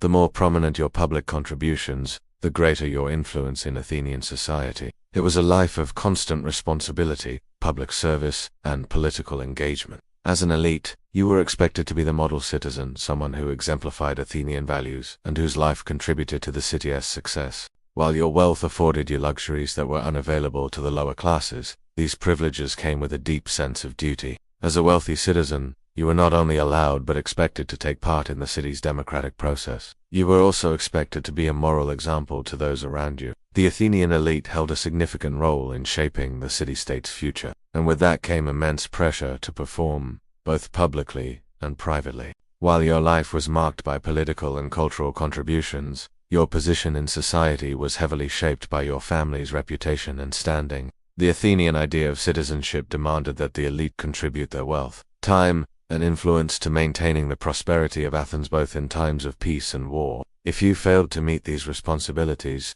you would risk losing your standing within the elite class. Marriage for elite men was largely about securing political and social alliances rather than personal affection. Your union with another wealthy family would ensure that your lineage continued, as well as cementing alliances that could benefit both families. The expectation was that elite men would use their positions to serve the public good, and failing to do so could result in losing your status or influence. The idea that wealth and political power came with a civic duty was central to the Athenian ethos. As an elite citizen, you were expected to contribute to the city's defense, public works, and religious festivals. Your family's reputation was bound to the prosperity and political health of the city, and neglecting these duties could bring shame or dishonor. Athenian democracy, though limited, was revolutionary in its inclusion of male citizens in the decision-making process. However, it was also a system deeply tied to social status. Only free males born to Athenian parents were allowed to participate in where critical decisions about war, laws, and foreign policy were made. For example, the role of a priestess in Athens was highly respected, and certain women could serve as priestesses in important temples, such as those dedicated to Athena, Demeter, and Artemis. The most prestigious of these roles, such as the Prytaneas, was a position that allowed women to hold a degree of power and influence. In Athenian society, though, it was still deeply tied to religious and ceremonial roles rather than political power. As a result, your life as an elite Athenian woman would have been largely shaped by the ambitions of your family, and your primary role was to bear children, preferably male heirs, and manage the household. While they were taught to read, write, and engage with the basic principles of household management, women were not expected to participate in intellectual debates or political discourse. They were expected to manage the home, overseeing the slaves and ensuring the smooth running of domestic affairs. In the public realm, women were generally restricted from participating in political life and were excluded from the assembly and courts. Their role was not to engage with public matters directly, but to ensure their family's reputation was upheld and their domestic duties were fulfilled. Instead, their education revolved around preparing them for marriage and motherhood. This was a reflection of Athens' social structures and cultural norms, where men and women were segregated in terms of their roles in society. While women could hold significant influence in the private realm,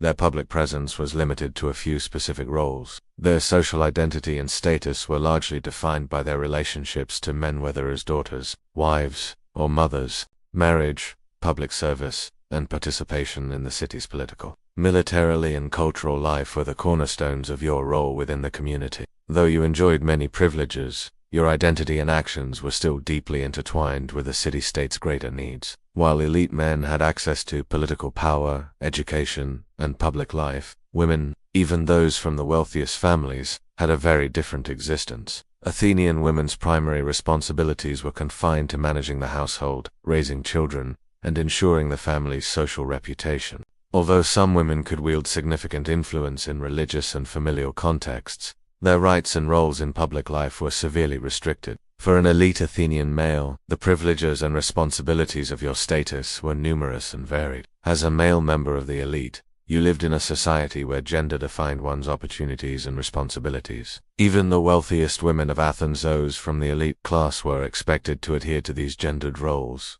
Marriage among the Athenian elite was often not based on love or personal desire. Once married, women had a very limited public role. The role of women in religious life, however, was an exception. As an elite male in Athens, your privileges were vast, but so were your obligations. In your role as an elite, you would be expected to attend the assembly and vote on these important matters. And depending on your social standing and political influence, you might even hold a higher office within the city. Political leadership, however, was not just a matter of wielding power. Elite men were also expected to fund various aspects of Athenian life, such as sponsoring festivals, financing military efforts, and supporting public works. Your marriage would also be an essential part of your role as an elite Athenian male. Marriage was also central to ensuring the continuation of your family's wealth and status. In some cases, marriages were arranged when you were still young, and you would have had little say in the selection of your bride. Being a member of the Athenian elite was not just about enjoying the fruits of your wealth. You were tasked with ensuring Athens' cultural vibrancy,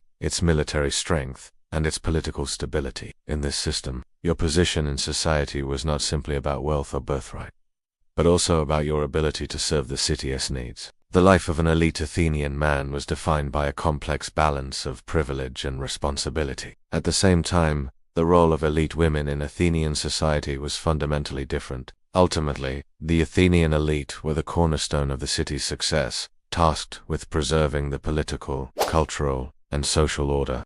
Athens, during its golden age, was not just a city of political power, it was a city of intellectual and cultural ferment. The elite class, while enjoying wealth and political influence, were expected to be at the forefront of this intellectual environment. For them, ideas were not only the subjects of private study, but of public debate and engagement. As a member of the elite, your participation in philosophical discourse was not just expected, it was essential to your identity. Philosophy in Athens was a way of engaging with the very nature of existence, ethics, and governance. It was a means to understand the world around you, to navigate the complexities of human behavior, and, above all, to determine the proper structure of society. As an elite, you would not only be expected to read Aristotle's works, but to actively engage with his ideas using his logic and ethical theories to guide your own conduct and understanding of your place in Athenian society. In Athens, persuasive speech was a powerful tool, one that could sway public opinion, influence political decisions, and shape the course of history. The elite, through their public speeches and participation in the legal and political systems, would hone these skills, using rhetoric as a means to navigate the complex world of Athenian politics. As an elite citizen, you might serve as a juror or be involved in a trial, where you would hear competing arguments and decide the fate of your fellow citizens. Your ability to understand the nuances of rhetoric would be crucial in ensuring that justice was served. These conversations were conducted in a relaxed, informal manner, but were deeply serious in content. Plato's Symposium, a philosophical dialogue that takes place during such a gathering, is one of the most famous examples of how the elite used these occasions to discuss matters of great importance. Athens was not only a political and philosophical center but also a cultural powerhouse, and much of this vibrancy was fueled by the patronage of the elite. As an elite, you were expected to sponsor these performances, funding the production of plays and providing the resources necessary for their success. If the performance was successful, it could bring considerable prestige to your name and family. Athens was home to some of the greatest sculptors of the ancient world, including Phidias, who created the statue of Athena for the Parthenon. As a wealthy Athenian, you might commission works of art for your home or for public display. Sculpture, painting, and architecture were integral to the city's aesthetic and religious life, and your patronage would not only enhance Athens' grandeur. In Athens, the intellectual and cultural life of the city was seen as a direct extension of the political power of its citizens. For an elite Athenian to participate in the debates of the ecclesia, to support a theatrical production, or to engage in philosophical discussions was to assert your place in the broader narrative of Athenian greatness. This unique blend of politics, philosophy, and culture made Athens one of the most vibrant and influential city-states in the ancient world. And political life, engaging in debates that shaped the future of the city-state while simultaneously contributing to its cultural legacy. Philosophy, rhetoric, and the arts were integral parts of your life, and your participation in these spheres was both a privilege and a responsibility. In Athens, ideas mattered as much as action, and the ability to engage in thoughtful discourse was a mark of both personal and civic prestige. The elite were not just wealthy individuals, they were the intellectual and cultural leaders whose ideas and patronage shaped the future of Athens,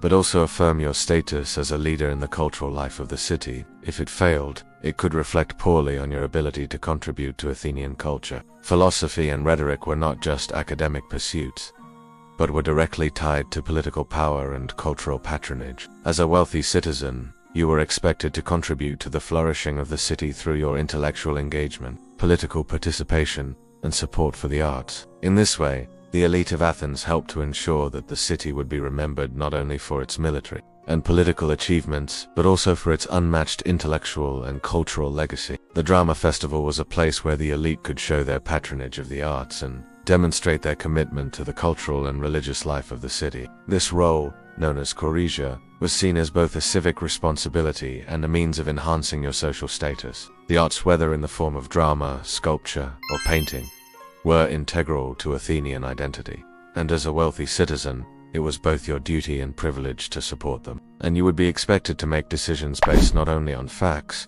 but also on the skill and persuasiveness of the arguments presented. The pursuit of knowledge, the art of persuasion, and the patronage of the arts were all part of your role as a member of the elite. To be involved in Athens' political and intellectual world was to be part of something greater than yourself too, help define the identity of the city, and ensure its continued prominence. Rhetoric was the cornerstone of Athenian public life, and, as an elite, your success in politics and public service was inextricably linked to your ability to persuade others. These symposia were spaces where philosophical debates, artistic discussions, and political opinions could be exchanged freely. The atmosphere was one of intellectual ferment, with the elite coming together to discuss everything from the nature of love to the role of the gods in human affairs. Alliances were formed, friendships were cemented, and political strategies were discussed over cups of wine. It was in these settings that much of the elite's influence was cultivated, with shared ideas and common interests strengthening the political and social fabric of Athens. Participation in such intellectual debates, whether at a symposium or in private conversations, was seen as a mark of sophistication and an essential part of a well-rounded education. Politics, ethics, and philosophy formed the basis of daily life, and the intellectual vibrancy of the city-state was as much a marker of status as wealth or military achievement. As a member of the elite, you would be deeply involved in these discussions, not just as a passive listener, but as a participant in the decision-making that shaped the city. The public debates held in the assembly were often intertwined with these intellectual currents, as leaders like Pericles and other prominent figures were expected to articulate their policies, not only in terms of practical governance, but in alignment with philosophical ideas of justice and virtue. Socrates, Plato, and Aristotle, among others, shaped the intellectual environment in ways that would affect not only Athens but also the future of Western thought. The elite class was at the heart of this intellectual revolution. As a wealthy citizen, you would likely engage with these thinkers in your private life, attend their schools, and participate in debates on justice, ethics, politics, and the nature of knowledge. This connection between thought and politics helped shape Athens as the intellectual capital of the ancient world, with its philosophers, rhetoricians, and artists influencing generations far beyond their time. His influence on the elite was profound, as his questions about moral responsibility, virtue, and the soul directly challenged the social order. Plato, his student, expanded these ideas, particularly in his Republic, where he explored the ideal form of government and the nature of justice. As an elite Athenian, you would likely find yourself debating these philosophical ideas, considering the role of individuals and leaders in shaping society, and examining whether Athens' democracy was truly just. The intellectual landscape of Athens. Philosophy at the heart of civic life in Athens. Philosophy was not just an academic pursuit, but a living, breathing part of the city's civic life. Athens was the birthplace of many of the greatest philosophers of the ancient world. Socrates, with his dialectical method, encouraged questioning every tradition and even the very nature of truth. Aristotle, Plato's student, would later provide a more systematic approach to philosophy, encompassing everything from ethics and politics to biology and metaphysics. These philosophical dialogues were not isolated from political life. Athens' democracy was the very setting where ideas about justice, equality, and governance played out. For the elite, the art of rhetoric was equally important as philosophy. The great rhetoricians of Athens, like Demosthenes and Lysias, would teach you the intricacies of persuasion, how to structure an argument, how to appeal to the emotions of your audience, and how to establish your credibility. In the courts, where major legal decisions could be swayed by the strength of one's argument,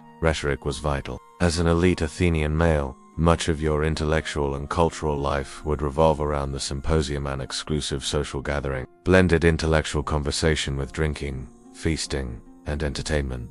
At these gatherings, you would be expected to participate in discussions about topics such as the ideal form of government, the nature of the soul, and the role of the individual in society. The symposium also functioned as a space for networking and reinforcing social bonds. In addition to intellectual pursuits, the Athenian elite were expected to engage with and support the arts. One of the most significant cultural events in Athens was the Dionysia festival, a religious celebration in honor of the god Dionysus, which included dramatic performances by playwrights such as Aeschylus, Sophocles. Sponsoring a production at the Dionysia was a major public event. Beyond the theater, elite citizens were also patrons of the visual arts. The intersection of politics and culture, a reflection of Athenian identity for the elite of Athens, intellectual, political, and cultural life were inseparable. Your involvement in these activities was not simply an expression of personal taste or ambition, but a reflection of the civic responsibility that came with being a member of the Athenian elite. In this environment, ideas mattered as much as wealth, and engagement in public discourse was as important as military victories. Conclusion: the privileges and responsibilities of elite intellectual and political life. As an elite citizen of Athens, you were at the nexus of the intellectual vibrancy of Athens. During its golden age was fueled by the active participation of the elite in these debates and cultural practices. Life among the Athenian elite, despite its many privileges, was riddled with contradictions. From an outsider's perspective, the elite class in Athens seemed to live in a world of comfort, political power, and cultural influence. Though the elite enjoyed the fruits of their labor and intellectual achievements, the reality is that their wealth and comfort were sustained by the work of enslaved individuals. Enslaved individuals, whether domestic servants, field hands, or artisans, were the backbone of Athenian households and the city's economy. As participants in a democratic system that valued freedom, equality, and civic involvement, the elite were simultaneously beneficiaries of a system that denied those same values to a significant portion of the population. Slavery was not seen as a moral dilemma in Athens at the time. Rather, it was a normalized practice. However, for the elite, this reliance on the exploitation of others was an inescapable paradox. From funding public works to financing military campaigns, the elite were seen as the primary benefactors of the state.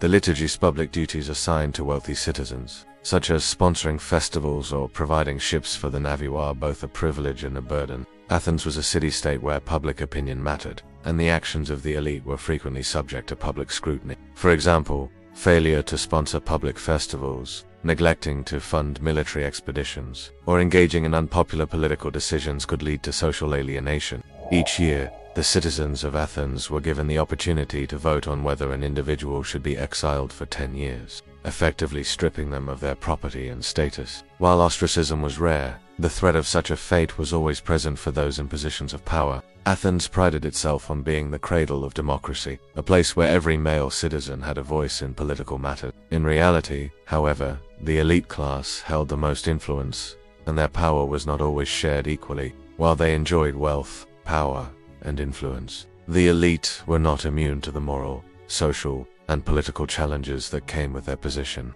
It was a life marked by constant engagement in the civic and cultural life of the city, with the weight of public duty always hanging over them. The contradictions that defined Athenian elite life between privilege and responsibility, power and moral complicity made it a complex and sometimes precarious existence. While the elite may have been at the top of the social hierarchy, their lives were shaped by the same forces of social expectation, political necessity, and personal sacrifice that governed the lives of the broader Athenian population. They lived in a society built on the exploitation of slaves and the subjugation of women, yet they were expected to uphold the ideals of justice, democracy, and civic duty. Their roles as political and cultural leaders were constantly scrutinized, and they were burdened with responsibilities that required both public and private sacrifices. While democracy allowed for some level of participation by common citizens, it was the elite who most often made the key decisions that shaped the future of Athens. This constant risk of losing one's position in society added a layer of anxiety to the lives of the elite,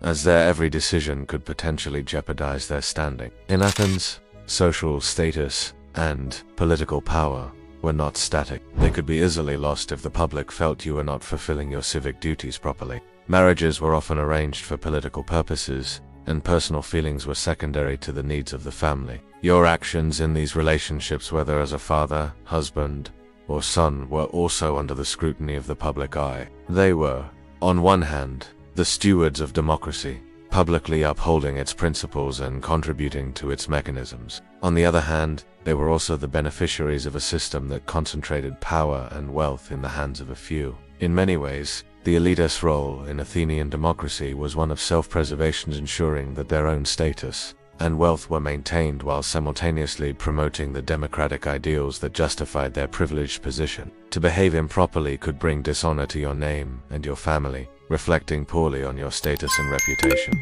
From their involvement in politics to their behavior at public events, everything about their lives was subject to the judgment of others. These obligations required not only financial resources, but also the ability to manage public perception. If an elite citizen failed to fulfill these duties, it could result in social disgrace or even legal consequences. Their power was never absolute. It was constantly subject to the demands of the city and the expectations of their fellow citizens. They enjoyed the luxury of wealth and education, but their very status was built upon the subjugation of an entire class of people, relegating them to positions of servitude without hope of participation in the system that defined Athenian life. They were not free to live in complete luxury, as their wealth and status came with the expectation of constant involvement in civic life. The more powerful and wealthy you were, the greater the demands placed on you by the city. To be an elite in Athens was to live in a state of perpetual responsibility and scrutiny. You could not escape the pull of public life and the need to demonstrate your worth to both the city and your peers.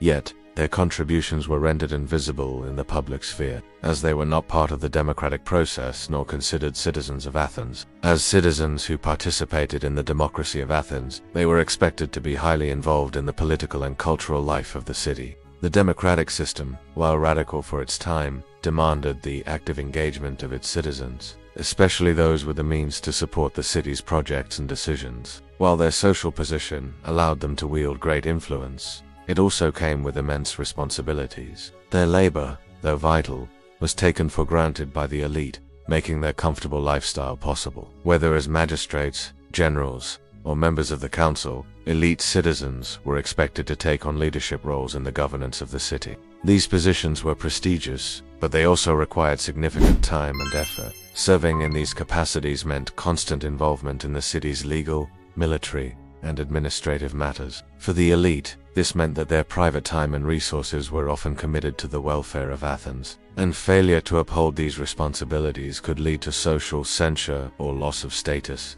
Their leadership roles demanded that they constantly navigate the shifting currents of Athenian politics, a realm fraught with power struggles, rivalries, and the ever-present pressure to maintain public favor. In the homes of the Athenian elite, slaves were ubiquitous, performing a variety of tasks that allowed the elite to focus on their political, social, and intellectual lives. Slaves worked in the fields, tended to the household chores, served as personal attendants, and often performed skilled labor like pottery, weaving, and metal. They enjoyed wealth, access to education, and an enviable place in society, often shaping the city's future through their participation in politics, art, and intellectual pursuits. However, this seemingly ideal existence was not without its darker especially when considering the complex, and at times exploitative, systems that underpinned their status. In many ways, the lives of Athens' elite were defined by a delicate balancing act between enjoying the benefits of their position and the ethical, social, and political obligations that accompanied their role in the city-state's functioning. One of the most glaring contradictions of elite life in Athens was the reliance on slavery, a practice that was integral to the functioning of the city. While the elite might have viewed their involvement in intellectual and political pursuits as a demonstration of their refinement and cultural superiority, it was built upon the labor of those who had little to no rights in society. The presence of slavery in Athenian society also posed an inherent moral contradiction for the elite. Despite their wealth and political power, the lives of the Athenian elite were not as carefree as they may have appeared. One of the core obligations of elite Athenians was to serve in public office. Additionally, the elite were expected to contribute financially to the city's upkeep and defense. The paradox, therefore, was clear. While the elite held political and social power, this very power was circumscribed by the duties of citizenship. While the elite enjoyed privileges that the majority of the population could not imagine, their lives were constantly under the watchful eye of their fellow citizens. This scrutiny extended to the private realm as well. The actions and decisions of the elite could influence their standing in Athenian society. One of the most severe risks that elite Athenians faced was ostracism, a form of banishment that could be imposed if a person's political influence was seen as too dangerous to the stability of the city. Beyond political and social threats, the elite also had to navigate the intricate relationships within the family structure. One of the greatest contradictions of elite life in Athens was the gap between the public ideals of democracy and the realities of social stratification. This tension between the ideals of democracy and the practical realities of governance was a constant undercurrent in the lives of Athens' elite. The life of an elite Athenian was filled with privileges, but these privileges were deeply intertwined with complex contradictions and burdens. Being part of the elite class in Athens was not merely about enjoying comfort and leisure. The lives of the Athenian elite, while undeniably marked by privilege, wealth, and influence, were deeply intertwined with a series of contradictions that shaped their existence in both visible and invisible ways. Athens, at the height of its cultural and intellectual prominence, was a society where the elite were celebrated for their political leadership, cultural patronage, and intellectual contributions. The prestige that came with your wealth and status was not solely the result of individual merit. It was deeply tied to a social structure that relied on exclusion and exploitation. The labor of enslaved people who performed a wide range of tasks from domestic service to agricultural work allowed the elite to pursue intellectual, political, and social activities that would otherwise have been impossible. In your household, as a wealthy, slaves would have been the ones carrying out most of the menial and physical labor, freeing you to focus on politics, philosophy, and cultural pursuits. They could not vote, serve in the assembly, or hold political office. Their lives revolved around managing the household, raising children, and ensuring the family's reputation remained intact. Marriage, childbirth, and the maintenance of the home were considered their primary duties. The public's eye was constantly upon them, and any failure to fulfill civic duties could lead to public shaming or political consequences. In the case of major failures, ostracism, banishment from Athens for 10 years was a possible punishment for those deemed to have failed in their public responsibilities. While most elite citizens could expect to live in a lap of luxury, their status was never guaranteed, and maintaining it required a constant balancing act. While they may have espoused the values of the democratic system, they were also the beneficiaries of a system that depended on the exclusion and exploitation of other groups. While they were at the heart of Athens' political, intellectual, and cultural life, their existence was inextricably tied to systems of exploitation, inequality, and exclusion. Their wealth and power came at the expense of slaves, women, and the disenfranchised, creating a society that was built on the labor and subjugation of others. This contradiction underscored the complexity of Athens' social structure, where political power, cultural prestige, and personal wealth were maintained through a web of exploitation, privilege, and exclusion. Whether navigating political rivalries or managing the expectations of the public, the elite lived in a state of ongoing vulnerability. They had to maintain their influence and reputation through constant participation in the city's affairs, and this constant exposure to public opinion created its own pressures. The expectations placed on them, both public and private, were immense, and they navigated a life filled with scrutiny, political tension, and moral contradictions. Their success was inseparable from the contradictions inherent in their position: privileged yet responsible, powerful yet constrained. Their lives were a reflection of the complexities of Athenian society itself, where the pursuit of greatness often entailed both personal and ethical sacrifices. Their story is a reflection of the complexities of leadership, power, and privilege, showing that greatness, whether in governance, culture, or war, often comes at a significant social and personal cost. These obligations not only limited the freedoms of elite women but reinforced a gendered division of labor, confined them to a role of subordination. Marriages, the birth of heirs, and even personal conduct were matters of public interest. If a leader's marriage was seen as politically advantageous, it would be celebrated. If it was seen as a failure, it would bring shame upon the family. The elite were also expected to engage in intellectual and artistic endeavors, often contributing to the city's rich cultural life through patronage or direct participation. However, even in these pursuits, their actions were not free from public judgment. Success in art, philosophy, and rhetoric could bring immense prestige, but failure or a perceived lack of contribution could result in the loss of social standing. Their value was defined through their relationships to men, whether as daughters, wives, or mothers. Athens is often celebrated as the birthplace of democracy, a system in which free male citizens had a direct say in the governance of the cities. Yet, the practice of democracy was limited. The political power enjoyed by elite men was often built upon an exclusionary system that denied basic rights to women, slaves, and non-citizens. In this system, the very people who championed democracy and equality were often those who benefited from the subjugation of others. This exclusion from the political and public realms perpetuated the larger system of inequality in Athens, where the democratic ideals upheld by men did not extend to the women who shared their society. Slavery was not merely a peripheral institution in Athens. It was central to the city-state's economy, its cultural life, and the daily existence of the elite. This social structure perpetuated a system of gender inequality that placed elite women in positions of powerlessness, even as they were expected to maintain their family's social and political standing. Your political and cultural engagement was not simply a matter of personal choice, it was an obligation. In Athens, being part of the elite meant participating in public life, contributing to the maintenance of the city's democracy, and using your resources for the good of the state. As a wealthy citizen, you would be expected to fund public works, sponsor festivals, and contribute to the defense of the city. Liturgies, the public service duties assigned to the elite, were often expensive and time-consuming but were considered essential duties that demonstrated your commitment to the well-being of the city. Your position as an elite Athenian was made possible by a complex system that, though celebrating democracy, simultaneously perpetuated inequality, but their labor would have enabled you to live in comfort and engage in public and intellectual life. This created an undeniable moral contradiction. While you were a participant in a democratic system that purported to value freedom and equality, the very lifestyle that allowed you to be a leader in that system was built upon the backs of those who had no political rights and no freedom. Slaves were essential not only to the elite's economic power,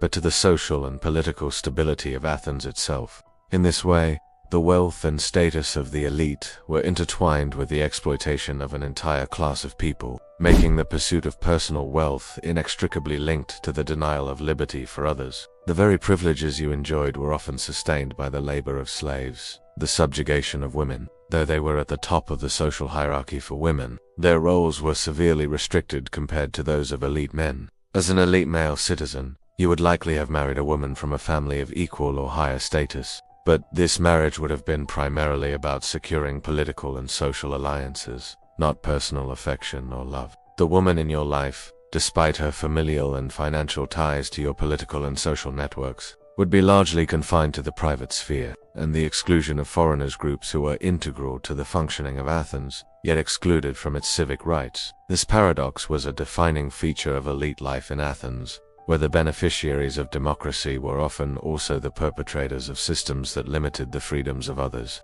They were seen as the guiding forces behind the city-state's achievements in democracy, philosophy, art, and military prowess. But these same elites, whose names were revered and whose wealth granted them power, were living in a world defined by the complex realities of exploitation, inequality, and public duty. The contradictions of elite Athenian life reveal that their role in society, though exalted, was not without its moral dilemmas, obligations, and burdens. As an elite citizen of Athens, your life would be a blend of great privilege and immense responsibility. You had access to wealth, political power, and the best intellectual resources available. The education, culture, and political systems of Athens were designed to uphold and nurture the elites, those with land, resources, and social status. This created an environment where ideas were free. Philosophical discourse was an integral part of daily life, and participation in the city's democratic system was both a civic duty and an honor. You would have been immersed in intellectual discussions on philosophy, ethics,